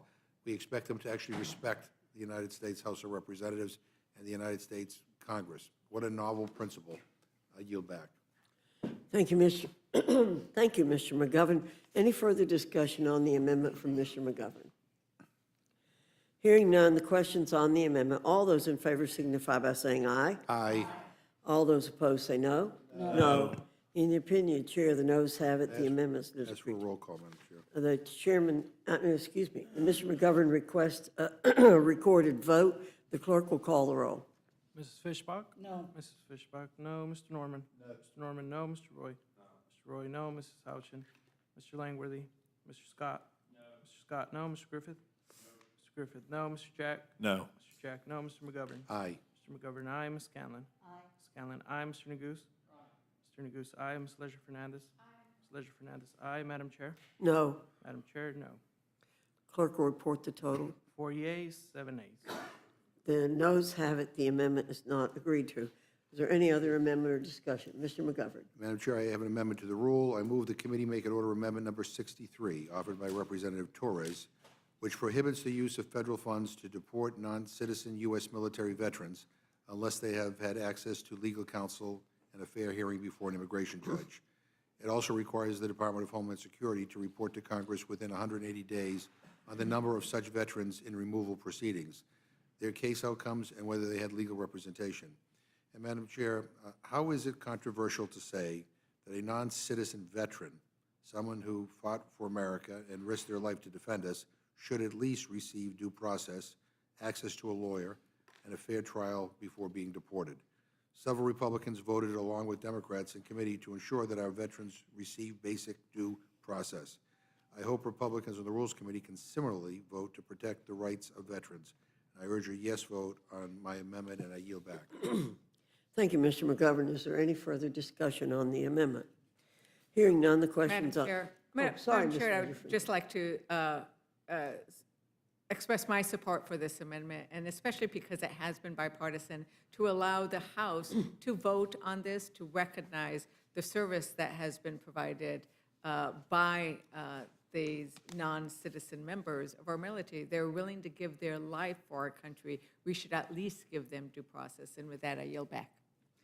Thank you, Ms. Leisure Fernandez. Any further discussion? Hearing none, the question's on the amendment. All those in favor signify by saying aye. Aye. Those opposed say no. No. In the opinion of the chair, the noes have it. The amendment's not Ask agreed for a to. roll call on that. Mr. McGovern requests a roll call vote. The clerk will call the roll. Mrs. Fishbach? No. Mrs. Fishbach, no. Mr. Norman? No. Mr. Norman, no. Mr. Roy? No. Mr. Roy, no. Mrs. Houchin? Mr. Langworthy? Mr. Scott? No. Mr. Scott, no. Mr. Griffith? No. Mr. Griffith, no. Mr. Jack? No. Mr. Jack, no. Mr. McGovern? Aye. Mr. McGovern, aye. Ms. Scanlon? Aye. Ms. Scanlon, aye. Mr. Neguse?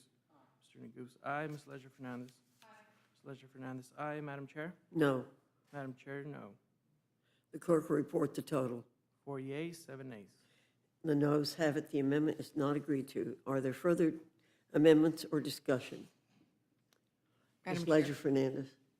I move the committee make an order amendment number 17 to H.R. 3944, offered by Representative Frankel, which strikes Section 255, which prohibits federal funding for abortion. It's an outrage that Republicans think it's okay for a woman to serve this nation and fight for our freedoms, but then restrict her freedom to reproductive health in return. The Milcon VA bill is supposed to provide veterans with the dignity and care they deserve through the VA health system, whatever zip code they reside in. The VA should provide equal access to health care for veterans. This bill denies our women veterans, and we must recognize that women are increasingly stepping up and offering to serve our country. We can't just thank our veterans for their service. We need to provide them the care they deserve and that they have earned. With that, Madam Chair, I yield back and urge a yes vote on my amendment. Is there any further discussion on the amendment by Ms. Leisure Fernandez? Hearing none, the question's on the amendment. All those in favor signify by saying aye.